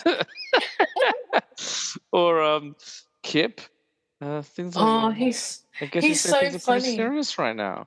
Yeah, Uh, he's like when he comes home from school, he's like, "Stay home and eat all the chips, Kip." And he's like, "I'm actually been really busy chatting online to babes all day. Besides, we both know I'm training to become a cage fighter." And then like he's like, "What are you even talking about?" He's like, "Come down here. I bet you can't land a hit on me." And then he tries to, and then the doorbell rings. He slaps him, and he's like, "I think you hit my mole off." it's oh my god, it's so funny. Like when they're doing all the stunts, and like and he just like hits himself in On the the nuts on the bike. bike. Yeah. Like, when Deb comes to sell her like jewelry or like Scoobies and stuff, and she's like, "I'm just trying to pay for me to go to college." And then Kip's like, "Your mom goes to college," and he thinks he's so funny. Or even like And who is the drinking 2% milk? You could drink whole if you wanted. is it because you think you're fat? Because you're not. Or like when they go like try and learn like karate because they like think girls will like them if Is it like they know Jeff karate. Kondo or something? Yeah, and Rex Kondo, Rex Rex Kondo. Rex Yeah. Kondo, and he's like, "You think anyone wants a roundhouse kick to the face while I'm wearing these boys? Forget about it." That's oh my god, what's his name? He was in the Drew Carey show. And he is also the voice of Batman in The Batman, the 2000. No, no, not the Batman. Which one? Batman Brave and the Bold. Oh my goodness, I'm blanking on his name right now. He's a really, really famous guy. But he's great. Rex Kondo, he's so good. Um, Is it Diedrich yeah, Bader? Dietrich Bader, that's the one. Yeah, Yeah. yeah, he's awesome. Um, that flick is so funny, man. Like, or like when they're doing the performance, like some say love is a razor, and like the bully guy's just laughing the whole time. Um, and by the way, vote for Summer. That's Hilary Duff's sister, Haley Duff. Yes, and like oh like when Napoleon does the dance for Pedro, it's so cute. So good. To And Jamiroquai. yes, and so many people have recreated it. Like it Mm. became so popular. Um and like when like just like Uncle Rico, so, like that annoying like loser uncle that everyone has in their family, that one who Mm. like he peaked in high school, like won't stop telling everyone about like how he could have made it but he didn't because he got injured or whatever. And Mm. like he's just trying his best to be successful, but like he's just a loser. And especially like teenagers are brutal, they're mean, and even when they suck they can make an adult feel so small. And like that's Mm. Napoleon's main mission, because Napoleon's so like having such a hard time in his own personal life. He's like, "Fuck you, Uncle Rico," basically. So like every time Uncle Rico talks to him, he's just like, "Oh gosh." And like he's like, "I wish you would stop looking at me like that." Napoleon's like, "I wish you would get it out of my life and shut up." Oh Like, "What are man, you gonna do this weekend?" "I'm gonna do whatever the hell I want." Gosh.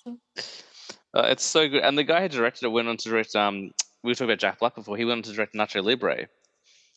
Well, I also found out that like they initially like the production company initially wanted someone like a little bit more famous to do like to star as Napoleon. Like they wanted oh who's that guy that was in Prince of Persia? Oh, Jake Gyllenhaal. Yeah, they wanted him to be in it. But they wanted to keep the budget low, and I don't know whether it was one of the writers or one of the director. He sort of knew John Heder and was like, "No, I think this guy would be really good for it." And like I don't think that I could see Gyllenhaal playing. He's too cool. Yeah, and he's too attractive. Like even in Like Donnie Darko, like he's still like he's a weird loser, but he's mysterious, so he still comes off as cool. Like exactly. he's too cool to be Napoleon Dynamite. And yeah, like I think everything about it, like it's just so funny. And I really like the opening scene, like the opening credits where they're like Oh, the food and like the yeah, condiments and stuff. yeah, I think that's really cool. Mm. Um this is like in the same era as like Juno, which Mm. would be an honorable mention for me. I really love that movie as well. Um, it just came out at like the formative years, I guess, of like being a teenager and like seeing, you think that like when you're in when you're watching these movies as a teenager, like that's what high school is going to be like, or when you're getting a little bit older, like, oh, that's what university is going to be like because you're seeing it in American media, and that might be what it's like for them, but it's not like that for us at all. No, So not even it was close. it was a bit of a culture shock when like high school was nothing like that, because I really wanted to have potato gems, or tater tots as they're called in the States, Can we for toss Napoleon? lunch. No. No. And then he like kicks it. He's like, Ugh, "Ouch, idiot. gross, freaking idiot." Um, and like I had a friend in year 7 who like bought the script, and it was signed, I think by the director and John Heder as well, because like he was so obsessed with it. And he kind of even looked like him. So yeah, just such a good movie. What a great pull. I wonder if anyone else will talk about Napoleon Dynamite in this series, but gee, it's like that went on my shelf today as well. 'Cause I've got that on DVD. I'm like, oh, that might be I might have to skip Bones and all and go back to Napoleon Dynamite tonight because it's a fun one. It's so good. Yeah. Awesome. Um, Andre, what's number 2 for you, man? So I went and saw this with my mum when it came out, and I absolutely enthralled by it. And that was 2009 Sherlock Holmes with Robert Downey Jr. and Jude Law. So good. Really good movie. Yeah, loved it. I think you actually showed me this movie because I hadn't seen it before I met you, and you said you really liked it. Yeah, yes, I think so. And there was your other boyfriend. Oh, shucks. Oh, drama.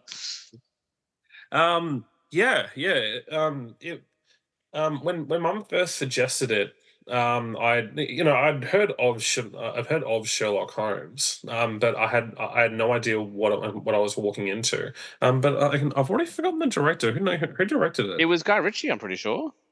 Guy Ritchie. If Yeah, I it think was, then I'll look it awesome. up now. I think it was Guy Ritchie though. Yeah. No, it was Guy Ritchie, and I can now looking at it, like it's kind of got his style written all over it. Like, but I just fell in love with Robert Downey Jr. in that. Like, and I already saw him during Iron Man. I was about to ask if Um, you'd seen Iron Man previously, or yeah. yeah. No, I saw him during Iron Man, and and I absolutely fell in love with him in that, and as well as Tropic Thunder, Yeah. which is one of my fucking favorite movies of all time. I rewatched it Um, last year towards the end of the year. It's so it's- good. but no, but like it was going to go on my list, but I've already talked about it on the show before, No, good um, one. Good one. yeah. But yeah, like Sherlock Holmes, it was not what I was expecting. I've always been into those detective who done it kind of movies. Mm. But it was so damn creative. To put Robert Downey Jr.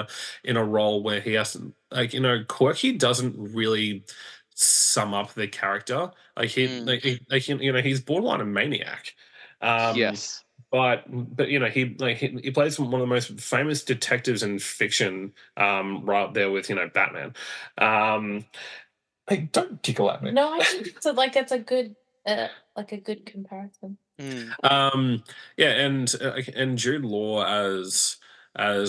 Watson. as Dr. Watson. Mm. Yeah, the chemistry between those two was so much fun. You know? Mm. I felt I fell in love with them. Even that one scene where where Watson's Watson walking into Holmes's room, and the whole thing is covered in plants. Yeah, I forgot Yeah, about that. yeah. There's a goat walking around. Um, yeah. The whole character was so interesting to me. And the villain, crap, I very forgot the name of it. It wasn't Moriarty. That was the second one. Um, Oh I god. can't remember either. I remember the Yeah. final battle being like on London Bridge or Tower Bridge while it's being Yeah. constructed. Yeah, Um, yeah. But yeah, trying to work out how he did these things alongside the movie was so much fun. And in Sherlock Holmes, he finds the smallest minute details and comes to these outrageous conclusions that happen to be right. Like the concept is so cool. I just think like the idea to bring the internal monologue was a really good choice, and that Yes. opening, that bare knuckle boxing fight, like it was like Yeah. if I move this way and breathe, I can shatter his ribs. Like he's basically talking like Batman. Like it's funny you make the comparison Yeah. because that's like what Batman's like in the comics. Mm. Um, and I believe that 3 is in development. They've been talking about Sherlock Holmes 3 for a long time, but Robert Downey Jr. is like, keen to still do it. So I think it is in Yes. development. Yeah. Yeah, yeah, and I've been waiting forever for a third movie because the first one was fantastic. Hmm. Second one, in my opinion, was also fantastic. You share that opinion with regular guest Nick Owen. I remember like when a long time ago he told me, he goes, "This is one of my top 5 favorite films of all time," and I was like, "What are you talking about? What do you mean Sherlock Holmes 2? Sherlock Holmes 2 is one of your favorite movies of all time?" Because I remember Tina and I had tried to watch it once, and the movie defeated us. Like we got 20 minutes in, we are like, "What is happening?" And then we rewatched. Really? Yeah, we just really struggled with it, and then we ended up giving it another go years later. And we're like, how did this beat us? This is such an enjoyable film. Like, what happened to us? Like, I don't know whether like we'd been drinking or whether we're just really tired. I can't remember the scenario, but like we could not get through Sherlock Holmes 2 the first time. But the second time, we're like, this is amazing. Like, what's wrong with us? So yeah, I agree with you. Yeah, it's a good flick. Yeah, yeah, like aside, yeah, like yeah, all of that. What the actual character can do, and the storyline, like of the film is great. The mystery is great, but like I said before, what really tied it together to for me was the chemistry with Robert Downey Jr. and Jude Law. Just tiny things like Watson as invited Sherlock and at dinner and to meet his new girlfriend. Again, Watson says wear a jacket. And then Holmes says no, you wear a jacket. Just just tiny little banter things like that. It makes it so much. Oh, well, like not so much. Like you can really believe in that these two are best friends, and they've been best friends for a long time. Mm, Yeah. They love each other, but they also cannot stand each other, and mm. that's sometimes what best friends are. Yeah, no, absolutely. It's a killer flick, man. It's a Yeah. good choice. And it's funny, like you mentioned that you were kind of unsure about going to see it as well. I remember that flick came out, and I'd seen Iron Man, and like I was and I'd seen Tropic Thunder, and I'd seen a bunch of other Robert Downey Jr. films, The Singing Detective, like all sorts of stuff. And for some reason, like we kept talking about, like maybe we'll see. We kept putting it off, and then one weekend we had nothing to do. So like, I guess we'll finally see Sherlock Holmes, and we watched it. We're like, why did we keep putting this off? This is great. Yeah. This is one of those films that, for whatever reason, like it just didn't grab us. I guess the trailers didn't grab us, but it's a wonderful movie. Yeah. Um, Gabby, number 2. What is it? So my number 2 is, or actually, Andre, I think mentioned it already as well. Was Step Brothers. Oh, what a great flick! Yeah, Boats so and Hose. boats and hose. Gotta get me some boats and hose. Um, this is another movie. I think it came out in 2008, so I was in year 7 for this one as well. And something that I quoted all the time. I think I watched this in. I don't think I saw it in cinemas because I don't think I would have been allowed in. Because I think it's like MA, but It is you unless your dad took you, like you wouldn't have been able to which see he because certainly would not have. yeah. And not because he's like, oh, I'm against you swearing, but it was more that like it's not something that he would have gone to go see. Mm. Um, so I think I would have watched it at a friend's house or something, but we just watched it all the time. And I think I even paid for it on iTunes. Someone gave me like an iTunes gift card because I had an iPod Classic at the time, so it had a screen so I could watch it. So yeah, I bought that on iTunes and I watched it all the time, and I would just be constantly quoting that. And so it's something that's like become like made its way into my like vernacular as well, because someone asks for something, or like, oh, have you seen this, or do you know where this is, or blah blah blah, instead of saying like in the movies like, oh, it's really good for back pain or shoulder pain, it's like, if you lick my butthole. um I just say that all the time, just like to like anyone who has like, oh, have you seen this? It's probably up your butthole. I say it all the time. And so like my dad's like, oh, where's the remote, or where's my phone? I'm like, that's probably up your butthole. Have you checked there? And he hates it. I'm not surprised, to be honest. Probably not. But like especially that like end scene at it's the fucking Catalina wine mixer. Yeah. Where Dale singing, Brennan singing Porto Volare. It's so good. Like Boats everyone's and just hoes.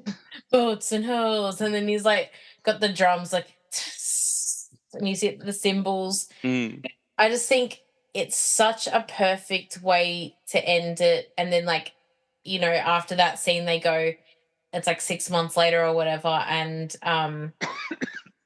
the parents are back together, and like they have like a tree house and stuff. Like it's just so funny. I think Hulk hands.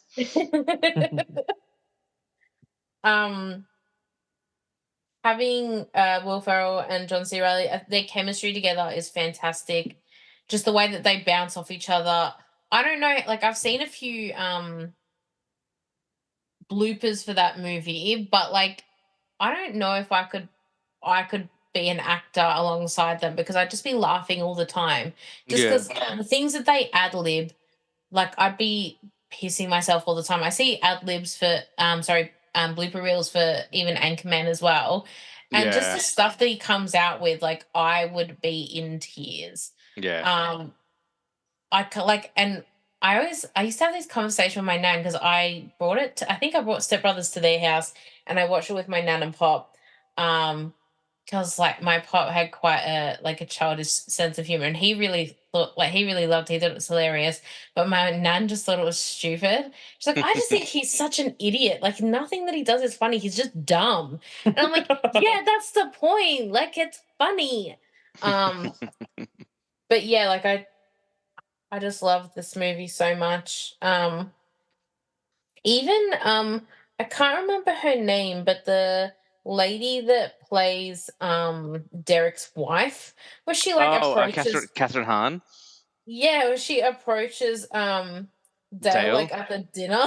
She's like, I just want to fold you up into a little ball and shove you in my vagina. Like, what the fuck? And he's like, your vagina? Yeah, and every time I move, I feel a little tickle, and I just know it's your hair. Adam Scott kind of had the Bradley Cooper career, where he debuted in a really popular comedy as the like kind of egotistical villain, and then like kind of managed to shift gears pretty quickly and became lovable like comedy lead. He's so good in that flick, but I'm so glad he didn't get stuck with like the kind of bad guy role, because I love him as like oh my god, I can't remember his name, but in Parks and Rec, like, I love him. Parks and Rec, yeah. Yeah. I think also that scene, the scene where they're singing all in the car. Yeah. And they're doing Sweet Child of Mine in the car is so freaking funny. It's like, Yeah. I pay like $1,100 a week for voice lessons, and this is what you give me? Flat. Okay, I'm gonna bring this one home. My name is Derek. Yeah. And I can sing high like this. And then he nearly crashes the car. And then the whole family just goes straight back into it. Like, oh man, that's a solid flick. I rewatched that last year. It's so good. Even the kid at the dinner, like, what's this guy's deal? Yeah. When they interview together, they do a dual job interview. Did you just fart? Nope. No. I'm definitely I'm tasting it. Is that onion? You know, the tuxedos are kind of seem pretty fucked. Yeah. Was it the fart? Yeah, it was the fart. Yeah. Oh man, it's a great flick as well. Even that scene with the night vision goggles as well. When he like flicks the light and he's like, we've been wasting our time mucking around. I wasn't expecting so many comedies on your list, but I'm really glad that you did. I think like comedy's really like shaped my like formative years in It was a great decade for comedy. Like I think like one of just the strongest. Yeah. so funny. And like there's so many that I could have put on there. Like obviously all like the spoof type movies, like No Another Teen Movie, Scary Movie, all the scary movies. Like Epic Movie wasn't that great, but like there were funny parts in it. Um I think Epic Movie was a first date movie I went with a different mm, girl, and afterwards I was like, oof, like I did not like it at all. yeah. Um, and and this is when I knew the relationship. This is our first date, and this is when I knew the relationship was failed. So I turned, I was like, "Well, what do you think?" She goes, "I thought that was really funny," and I was like, "Oh, Oh, okay. is that the one where they like? Is that the one where like Jennifer Coolidge plays the Ice Queen from The Lion, the Witch, and the Wardrobe? Was that Epic Movie? And they use the click remote to like win the battle. Yes, Yeah. Like that's the it. thing is, like say it out loud, I'm like that's pretty funny to be honest. But like at the time, I was like, oh, this is trash. I reckon if I went back and watched it now, I might find some things in it that I enjoy because I'm a lot more forgiving of movies than I used to be. But yeah, Yeah. that was like the first and only nail in the coffin of that relationship. Even like White Chicks as well. Like I watched that a lot as a Mm, kid. A lot of the I watch a lot of like the Adam Sandler comedies as well, but um like I just like they were it's movies that I guess like as a kid you don't really have to think about a comedy. Like all the jokes are very like obvious. Like mm, in for the most part anyway, there are some sort of more higher brow ones where you know if you're a little bit older and you have a bit more life experience that you're going to find those ones funny, but for the most part these kinds of comedies, especially like those like teen sex ones or even ones like Step Brothers or Napoleon Dynamite, like they're very obvious jokes that mm, anyone can sort of relate to and laugh at, and I think like they target such a wide audience that anyone can really enjoy them. no, I um agree. so, like, unless you're like super snobby and you only like, I don't know, like black and white, like films or films that you can only watch with subtitles, like, okay, yeah, it's probably not your jam. But for, you know, preteen and teenage me, like, this this was the shit that I like. Like, Yeah. all my friends really liked horror movies, and I would be like, would go get DVDs, like, they'd pick a horror and I'd pick the comedies that we'd watch in between the horrors so that I wouldn't, have a heart attack and die. Oh man, like when I was a teenager, and because everyone goes through it, like every friendship group goes through, like, well, now we need to stay up late and watch horror movies together, and there's Mhm. always one person who's not keen on that, and I was the person in my group as well. Like, ironically, because now I love horror films, so every single time I'd be like, "Can we get Beverly Hills Ninja again? It's really funny." So like I was constantly renting Beverly Hills Ninja, while everyone else was like trying to get into horror. And then by the time I got into horror, all of my friends had fallen out of it, so I was just watching horror films by myself, which is Yeah. the way I do it now anyway. So One thing that I will say that's like it's not related to Step Brothers at all, but it is related to Scary Movie is when I was still in primary school, and my friend who had seen, I think they'd only done three by this stage when we had been talking about it, but he was going on and on about it. Like, oh, have you seen it? I'm like, no, like, I don't think my dad would let me get it from the DVD shop. Like, I think he might tell me I'm not allowed because I think I was like in grade 4 or 5 at this point. And he's like, oh, like if he lets you, you should get it. It's really funny. And he kept talking about like the character of Brenda and how hilarious she was. And she's like the least funny character in those movies for me. But anyway, go on. so I reckon she's probably the funniest, but she I haven't watched it in a while, so I need to go back. I like for me, it was always not. It was Ray. Like Ray was always the oh yeah. funniest one. Where Ray, who's very clearly gay, and is doing everything he can to try not to be gay. Yeah. But in the third one, she's like a kinder teacher, Yeah. and she's like talking to Cindy about, I think it's like her nephew or something, like his drawings, because they're like So really the swirly creepy. faces. Yeah, and Oh my god, so that's such a funny joke. Sorry. Yeah. um but like when they're talking, like after they leave, some kid throws a bunch of like pencils at the door, and she turns around, she's like, "No, who the fuck did that?" Yeah. And like and like since being like becoming a teacher, he's sent me that clip. He's like, "Is this you every day?" I'm like, "Yes." Except I can't say that. I just go like, "Guys, come on, let's not throw pins." Like it's a very toned down version of that, but like yeah, I like those movies when they first came out, like for, you know, 9, 10, 11, like very immature sort of sense of humor people. That was top tier. I would say I watched Scary Movie 3 in a long time. I've never seen 4 or 5. No, I have seen 4 once. I've never seen 5. I feel like Scary Movie 2 was maybe the last really good spoof movie. Mm. Like I feel like after Scary Movie 1 and 2, like they were never able to kind of recapture it again. Like, um, obviously, like it begins in the 70s and 80s with like Naked Gun, Flying High, and stuff like that. Those are really good ones. And then yeah, like by Scary Movie 2, it kind of stopped. Like all those kind of like epic movies and Date Movie and Meet the Spartans and stuff like that just didn't quite have the same flair. Although in 2014, I want to say a movie came out called They Came Together, and it's got Paul Rudd and Amy Poehler. I don't know if you've seen it, but it's a spoof of all those romantic comedies, and it's genius. It's so funny. I'll have to I would add it to say the list. I haven't seen it. Yeah, I haven't seen that one either. it sounds dirty, like because of its name, but it's not dirty. I mean, like it is an adult comedy, and there's also dirty jokes in it, but it's just ripping on romance movies, and it's so funny. Um, like you could Google any clip from it, and because it's just stupid. It's just so stupid. Like yeah, it's the premise is like Amy Poehler plays the owner of like a small lolly store in the middle of New York, and Paul Rudd works for a firm that's about to open up like a mega chain lolly store across the road from her. But they like fall in love. But it's so funny. Um, that I would say is the best parody film we've had since like the Scary Movie films. I would say it's even probably better than Scary Movie films. So definitely worth a watch. I love those kind of spoof films like Spaceballs. Spaceballs is still so funny to me. Mm. Top Secret is great. Yeah, Scary Movie 2 is is still to this day so funny. My favorite is actually Scary Movie 3. That scene with the aliens and just walking past the camera is like I just can't stop laughing at it. I always just Uh, think of Leslie Nielsen as the president. It's like, so we're not so different, and he pees out of his finger as yeah, well. he pees out of his It's finger. so good. And the 8 Mile. I always think of like I put Miracle Whip on my Wonder Bread. Like that's always in my Yeah. mind. Like that line has been in my mind forever. Yeah. DJ, spin that shit. Yeah.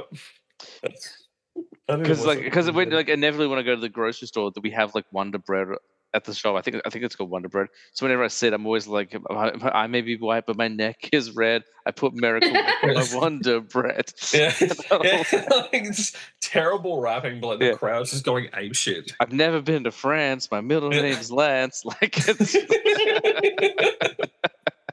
I wear baggy pants. Oh man, so good. Mm. Which brings us down to the pointy end. Andre, what's your number one flick of the 2000s? It's a strong Alrighty. list. So it is an animated film. But my like it can, not only the top of my list, like in the 2000s era, but my favorite like animated film of all time. Wow. So it won an Academy Award for Best Animated Picture. It was the second highest grossing film in Japanese history since it came out, only to be knocked out of the top spot in 2020. It's Spirited Away. I've never seen Spirited Away. I know it's just one of those films that's eluded me for years because it wasn't on a lot of streaming. I think it's available on streaming now, but it wasn't. And to buy it on DVD, not even Blu-ray, it always was at $40 because it was like an import movie. Um, I think and it's on Netflix. yeah, I think It is is on now as well. Netflix. Yeah, so I've got to get to it. I haven't seen any of the Ghibli stuff. I haven't seen Spirited Away. I haven't seen Howl's Moving Castle. I haven't seen Grave of the Fireflies. I haven't seen I know all of them, but I haven't seen any of them. But tell me all about Spirited Away because it's meant to be brilliant.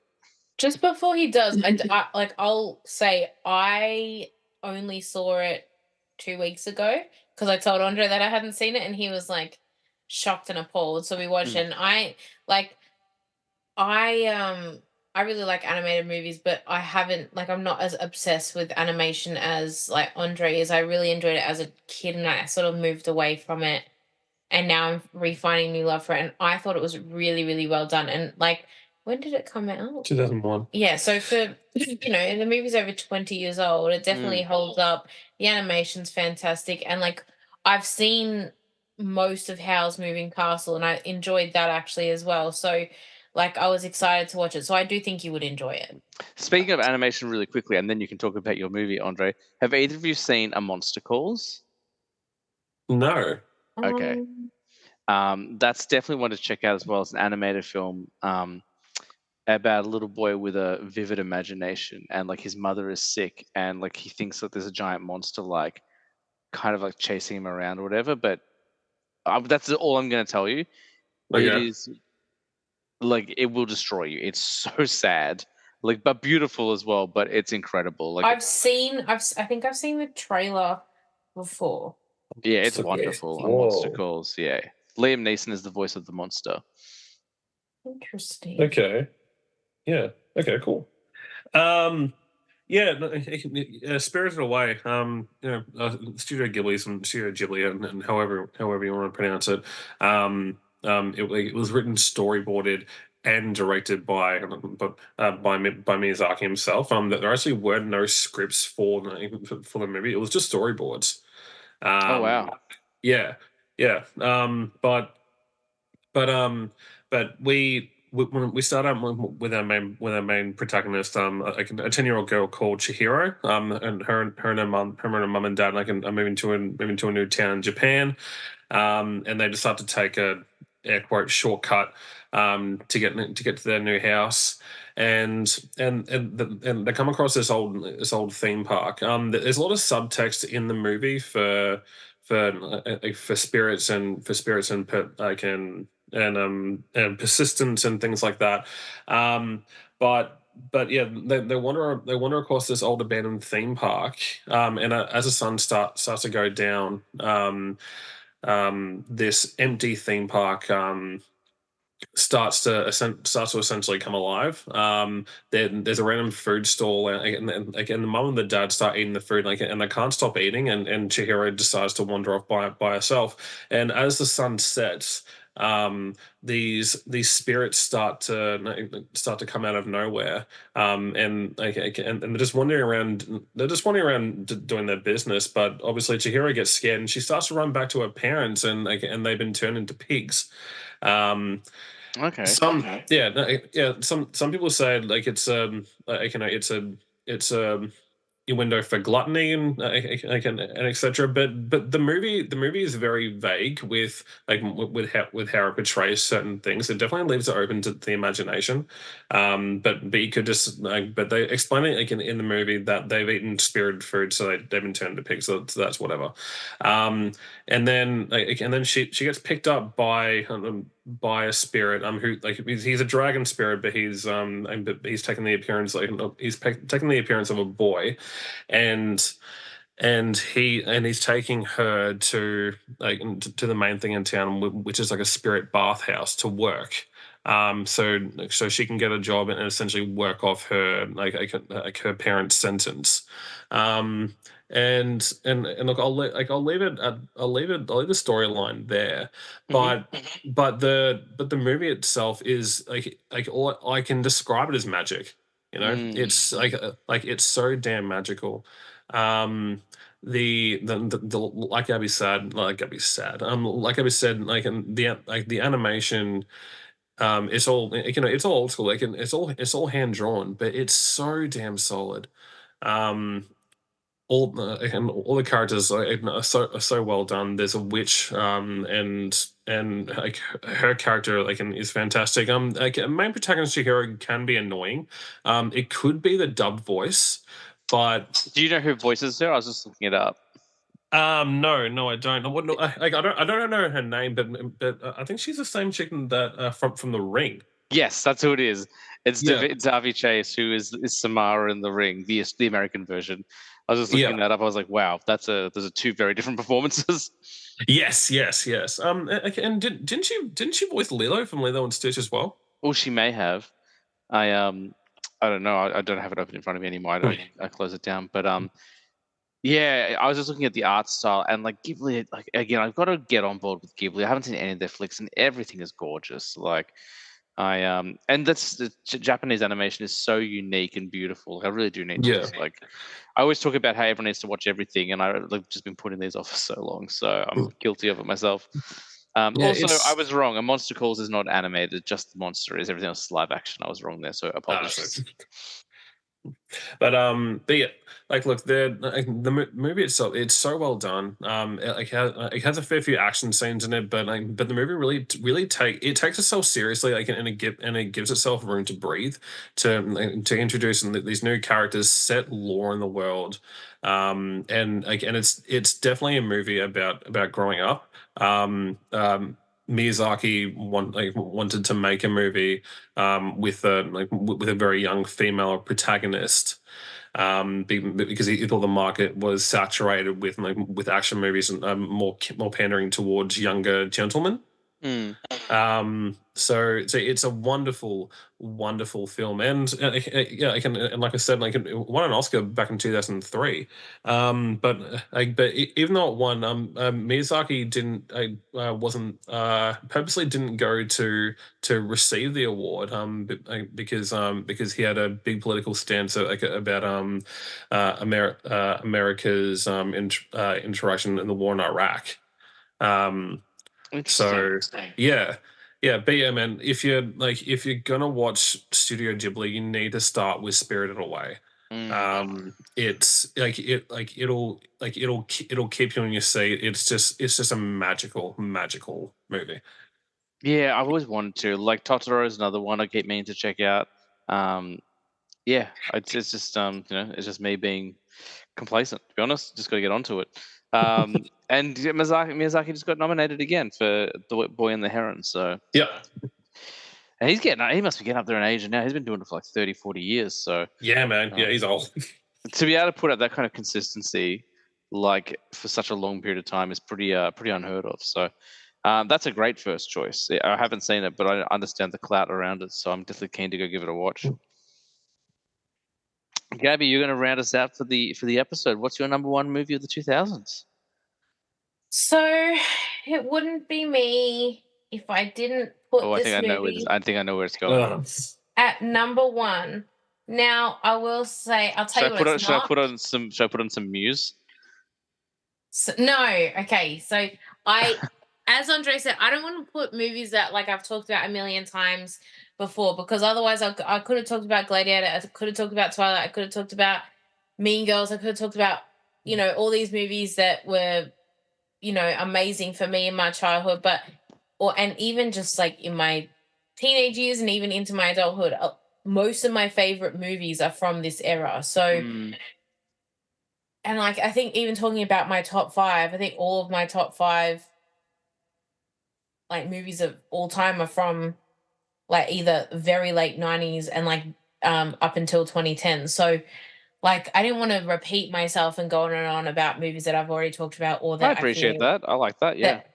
Or that I feel have been done to death. So I could have gone into Lord of the Rings as well. I could have talked about Harry Potter. I could have talked about lots of things, but I decided to talk about a movie that I hadn't talked about before, and I'm not sure if it's been talked about on the podcast. Well, I will say this: almost every single movie you guys have talked about tonight is a first time. The only one we talked about previously was Step Brothers, but everything else is a first time mention. So you've had a good run. Okay, cool. So this movie, I think, is like, it was like the Barbie of the 2000s. Oh, I think I know where you're going. In terms of feminism, I think this is the Barbie of the early 2000s. And you can draw comparisons from the leading female character. I know where you're going with this. Yep. She's in blonde, but she stands up for herself, and she realizes that men are not the be all and end all. In fact, women and sisterhood is what is important. And this movie is Legally Blonde. And for a second, I thought you were going to say Bratz. I was like, that's a really weird left turn. I was going to say Full Metal Jacket, but but then when you started, as you started, I'm like, oh, before you even start talking about the pink and everything, I'm like, no, she's talking about Legally Blonde. I've seen Legally Blonde once, so I can't speak expertly on it, but it is a really great film. I think like I watched it a lot when it first came out, like on DVD, and then like any excuse to sort of watch it. So like girl sleepovers would watch it. I convinced my legal studies teacher to let us watch it. Um, towards the end of school because we'd already learnt all the content. Like, I don't know many people who don't like this movie. And it is so quotable. It really sort of launched um Jennifer Coolidge into stardom for me at least. I know like she was Stifler's mum as well, but I think this is all around the same sort of time that really sort of put her on the map, and like Mm. her iconic voice is just so funny. And like when people are imitating her, they really go back to this role of hers. Yeah, what's the quote again? I'm sure you know this one off by heart. She's like, "Oh, you look like the 4th of July. Makes me want a hot dog real bad." What and what's the dumbass one? Oh, Is I'm that taking the dog, dumbass. that's that's the one I was thinking of. Yeah. Um, I would agree. Like everyone knew her as Stifler's mum. She was in Night at the Roxbury, but I would agree this is probably the one that really kind of like not everyone went and saw American Pie. Do you know what I mean? Like my Yeah. mum probably wasn't gonna be like, oh yeah, Stifler's mum, I know her, but she would probably have seen Legally Blonde and be like, oh yeah, that one. Um, yeah, and like there's just so many like quotes in it that like are just so funny because especially when she first like you first get introduced to her, you look at her and she's like, oh, she's just like a dumb blonde idiot that's in a sorority. And she's not. Like she's got more depth than that, but because she's never had to really present more than that, she just doesn't.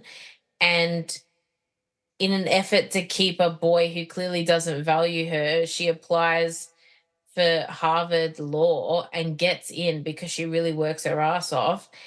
And then he's still like she gets it. Turns out he's engaged to another woman who at the start is like quite judgy and nasty towards her. And so she's still working her butt off to try and impress him. And somewhere along the way, she realizes like this guy is not at all worth it. He's actually an idiot. He's a loser. I'm better off without him.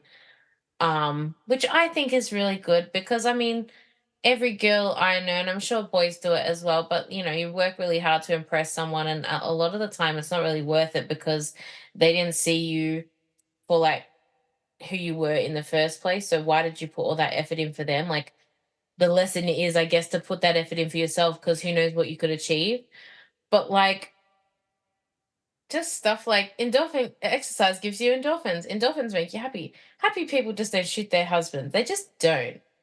Mm. Like that's really funny. And also like the whole thing of like she's representing this woman who was like a former like sister at her sorority, and her claim to fame is like doing workout videos, but she's had work done, and so she doesn't want anyone to know. So she's like, "Oh, I didn't kill my husband. I just didn't." And she's like, "Well, how can we believe you? Like, how do we know?" And she confesses to Elle that I think she was getting lipo when her husband was killed, and she obviously doesn't want to tell anyone because like then she'd lose all her money and her credibility because yeah, she sells like workout videos for a living. So Mm. she has to find another way to prove that she's not the murderer.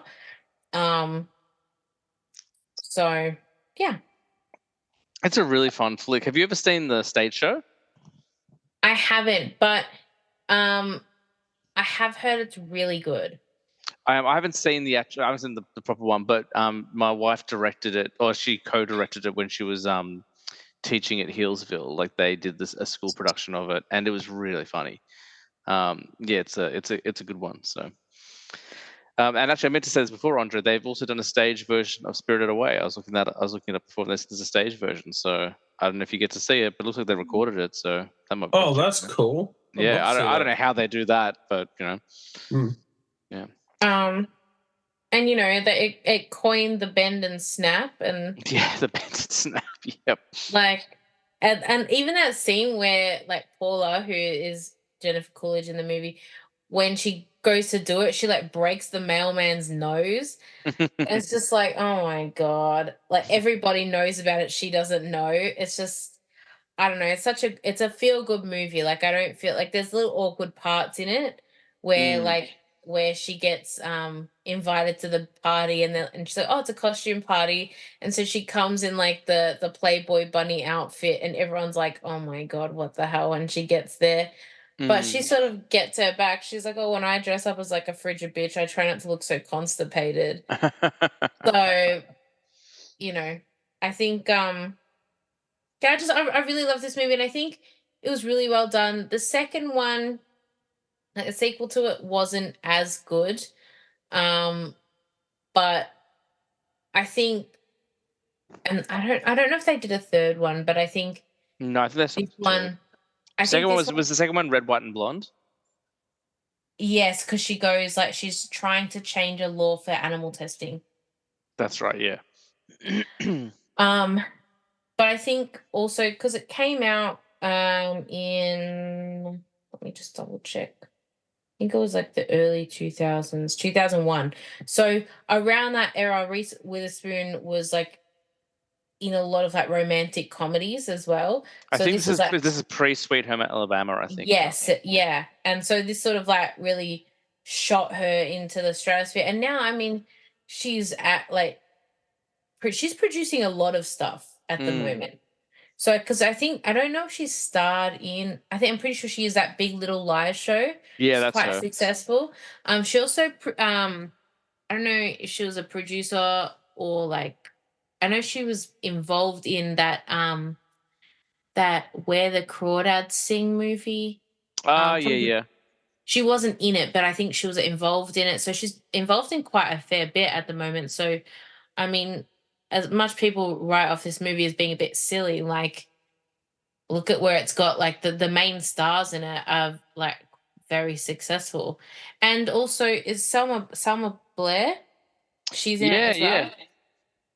So, you know, I think Luke Selma Wilson. Blair had previously Selma Blair's big break had been in Cruel Intentions, Yes. which yes. is a messed up movie. Yes, it is. Like that movie was like targeted for teens, like it was a teen thriller, and it is so It's very adult. well. There are two films that came out around the same time. The first one's Cruel Intentions. The other one is Wild Things. And I rewatched Wild Things last year, and I couldn't believe I hadn't seen it in so long. Like when I saw it as a teenager, I'm like, this is great. Like it's girls kissing and stuff. I rewatched it like as an adult last year. I was like, holy Christ, how do they get away with this? Like it's insane. Yeah. Yeah. Like I don't know if you've seen Wild Things, but it's very much in the same vein as Cruel Intentions. Yeah. Wasn't Reese Witherspoon was in that as well, wasn't she? She was in Cruel Intentions, yeah. Yeah. Yeah. There you go. And Sarah Michelle Gellar, who was in Scooby Doo. So it all comes full circle. Full circle. 6 degrees of separation. We did it, guys. We made it all connect. That's it. That's our list. Ooh. Two really strong starts, for the 2000s. You're the first one off the rank, and I think that they're going to be hard to follow up. And it's so Thank funny. you. Like, I still haven't put my list together. I've just been kind of piecing it. And just like you guys, this is where my love of film and where my consumption of film really began. Because I worked in a video store throughout the 2000s, so I was consuming so much content. I don't know how I'm going to get 5. Like this is the toughest one yet for sure. Well, yeah, as I said, I sent you a message yesterday. I think I had like 35 written down. So many honorable mentions. Like we've talking about a few of them already, so I won't go into them. But ones that we haven't really mentioned are like the Boy in Striped Pajamas, Finding Nemo, School of Rock. We've talked about on the show before. Finding Nemo, we just watched with Zoe recently. I think she'd seen it once or twice before. We all watched it together as a family the other day, and like Tina was like, "We can't watch the first 5 minutes," and I'd forgotten what happens in the first 5 minutes. But like that flick, like from start to finish, had me on the brink. I was like, "Oh my god, it's so beautiful." Yeah. And like I think it came out when Kiana was a baby. It's 2003. Yes, and Kiana's in 2000, but born in 2003. So it was done so well that like Kiana, that was one of the ones that she watched like obsessively. The Devil Wears Prada, Pirates of the Caribbean, Curse of the Black Pearl. So That good. I watched that last movie year. It's so is good. excellent. That was on my list up until about an hour and a half before we started recording. He was nominated Um, for Best Actor for that mm, movie. Like, and it's funny. Like, I talked about it a lot recently. I was talking about it on Nick's most recent episode, but then also on my Academy Award episode. Like, Robert Downey Jr. got nothing for like 14 years playing, or for 11 years playing Tony Stark, but nothing. And I'm a bit like, so therefore Jack Sparrow should have been. But it's like, no, like character acting can go beyond like those dramas. Like, yeah, I would put Jack Sparrow and Tony Stark in the same camp. I think they're both very like eccentric characters that, yeah. But I tend to agree with you. Pirates is Um, brilliant. It's so good. I also had like obviously Kill Bill, Yeah, we talked about that a lot in this Avatar, exactly, and then like I wrote like down Avatar, Juno, um, Hotel Rwanda, and Gran Torino. It's such an eclectic list. Like you jump around a lot, but like it's true. Like it was such a great decade for film. Maybe And maybe one of the best decades for film. well, that's what I mean. Like, it was so hard. I'm like, oh, I don't want to put all serious ones. I don't want to put all funny ones. I don't want to put all animated ones. But I had to, as Andre said, I had to go back to the ones that I watched the most, and the ones that talked about were probably the ones that I watched the most. Because all the other ones, like I've watched more than once. Probably minus like Doubt, I've watched once, and I probably don't need to go back to it. But I did really enjoy it. That's a really good one as well. Doubt. I forgot about Doubt. Oh, actually, I did. I've watched it more than once because we watched it in literature. I think we watched it twice, and the first time I was like probably not paying attention as much as I needed to. So the second time when I watched it, I was like, oh wow, like this is really well done. Well, like the 2000s, like aside from like all the great like serious films, like the 2000s is really the decade that really pushed franchises. Like before, like Andre mentioned Lord of the Rings. He mentioned oh my god, what did you mention, Andre? The other one. Parts of the Caribbean, Star Wars. Parts of Star Wars. That was the other one. And then you have like the rise of Marvel, and you've got the Nolan trilogy, or at least the best parts of the Nolan trilogy. You've Harry got Potter. Harry Potter. Like, Yeah. there's so much going on, like in IP. I think, and then that's where Twilight started as well. Yeah, you got the first couple of Twilight movies. I'm not sure. I don't know about I don't know. I think the Hunger Games may have just came in at 2010, or 2011. So yeah, that was after that was in the 2010s for sure. So at least you know you've got something for the next decade. but yeah, you're right. It's very like series or like saga heavy. So it's hard to. I'm having a really hard time, to be honest. I'm really struggling at the moment for that decade. Like I don't know how. Yeah. Because then also like you were talking about Tenacious D and the Pick of Destiny and all those comedies. Like Borat came out in the 2000s. Yes, Borat. Which is like, I'm sorry, like maybe the most quotable character of all time. Like I don't know a single person from our generation who isn't like my wife. Like, do you know what I mean? I always say about the cats when they're like sitting on top of like something high, like King of the Castle, the King of the Castle. I have a chair. I have a chair. I have a chair. That's one of my favorites. So, what kind of dog is this? Is it a cat in a hat? Not. It's so funny. I think Tina sent me something yesterday. I'll have to forward you on Instagram. I always send Gabby a ton of reels, but it's like a guy like once he gets married, he just keeps referring to his wife as my wife and just does the Borat impression. Oh man, it's a great decade. Was Chopper 2000s? I think Chopper was 2000s as well. I think it was, yeah, because it came up when I was looking at stuff. I haven't seen it yet. Oh, it's wonderful. I've got that as well. You can borrow that. And like Andre being a horror fan, the 2000s was like the decade of horror remakes. Like everything got remade in the 2000s. Like you get Texas Chainsaw Massacre and Friday the 13th and House of Wax, and like every year there was like multiple horror remakes as well. Freddy vs. Jason. Like it's just a huge decade for horror. So yeah, it was a tough challenge, but I think you guys have done some really great lists and stuff that I don't think we'll see replicated. I think it's going to be pretty unique. Well, yeah, I hope not. I mean, Gabby and I, we didn't look at each other's lists prior. So yes, I'm happy that we didn't have any duplicates. But yeah, like you said, this decade is just that decade was just a powerhouse for movies. It's Um, strong. it's so strong. I've got some on my. I have a lot like on my honorable mentions, but even I had to shorten that down. You know, I've got The Incredibles, Ocean's 11. I love The Incredibles. Yeah, Ocean's 11 is great as well. yeah, Iron Man, Van Helsing, Constantine. Like that Constantine's great. almost Yeah. made it on my list. Atlantis: The Lost Empire, Emperor's New Groove, and you have other ones Emperor's New like Groove, yeah, great movie. you have other ones like Green Street Hooligans. That's one of my favorite movies like of all time. You have I've actually Jumper. never seen Green Street, but I That's hear good. that's the is that Elijah Wood and Charlie Hunnam? Yeah, Is that yep. yeah, yeah, yeah. It's And then you such a get good flicks movie. like Watchmen and 300. Like it's it's an insane decade. Yeah, it's all over the place, and you have movies like Team America. I mean, I love Team America so much. Yeah, it's really Um, good. it's like it was so far like ahead of its time. If everyone's closer than to Van Helsing, like the League of Extraordinary Gentlemen, if you've seen that. I have. That's a I've good only seen it. movie. I've only seen it once. I saw it in theaters, and I really dug it. But I dragged my friends to say it. No one else enjoyed it. And then I look when I grew up. Apparently, it was like it's widely considered one of the worst films ever made. I'm like, really? I really enjoyed it. Yeah, But me but the too. reviews really scared me off Um, going back to it. But I keep meaning to go back to it. So I think you should. Last mm. one that almost made it on my list instead of Kung Fu Panda was Happy Feet. I've never seen Happy Feet. So I'll have I to check it hated out. it. You hated it? No. I just hated it because it was really sad. And it was marketed as happy, so I hated it. Yeah, that's fair. That is quite fair. And then like you can go to like foreign cinema, like Amelie came out in 2001. You've got Mm. Old Boy from South Korea, which is an incredible movie. Yeah, as I'm saying all these movies, I'm realizing the stupid task I've set for all of us.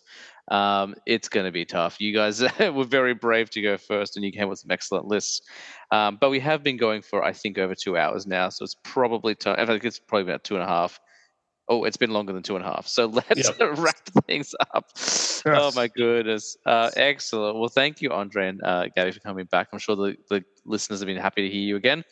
How do I end this show? Oh yeah, if you want to follow me on Instagram, head to I was a teenage film snob on Instagram. Underscores between every single word. I've been posting a lot of visual updates on my garage conversion. So if you're interested in seeing what I did, you can check that out. There's some videos. I put up Blu-ray pictures and stuff like that. And if you want to have a chat, send me a message. Slide into those DMs. I'll slide right back. We can have a chat. If you want to support the show financially, you can head to tpublic.com, search for I was a teenage film snob, or check out the links in my Instagram page. You can buy yourself a t-shirt. 20% off for first-time purchases at TeePublic. I don't get any of the money; it all goes to just them, I guess. But the t-shirt's nice; it's comfy. Gabby and Andre have some. Yes, we They'll do. Yeah, vouch. we do. They're a pretty good t-shirt. That is going to do it. It's been a monster show, but we're back. We're on track. We're talking movies from decades is what we do best. Next week there'll be someone else incredible, I'm sure. But until then, thank you again to Gabby and Andre. And as I say every week, guys, I was a teenage film snob, but I'm trying to be better. We'll see you next week.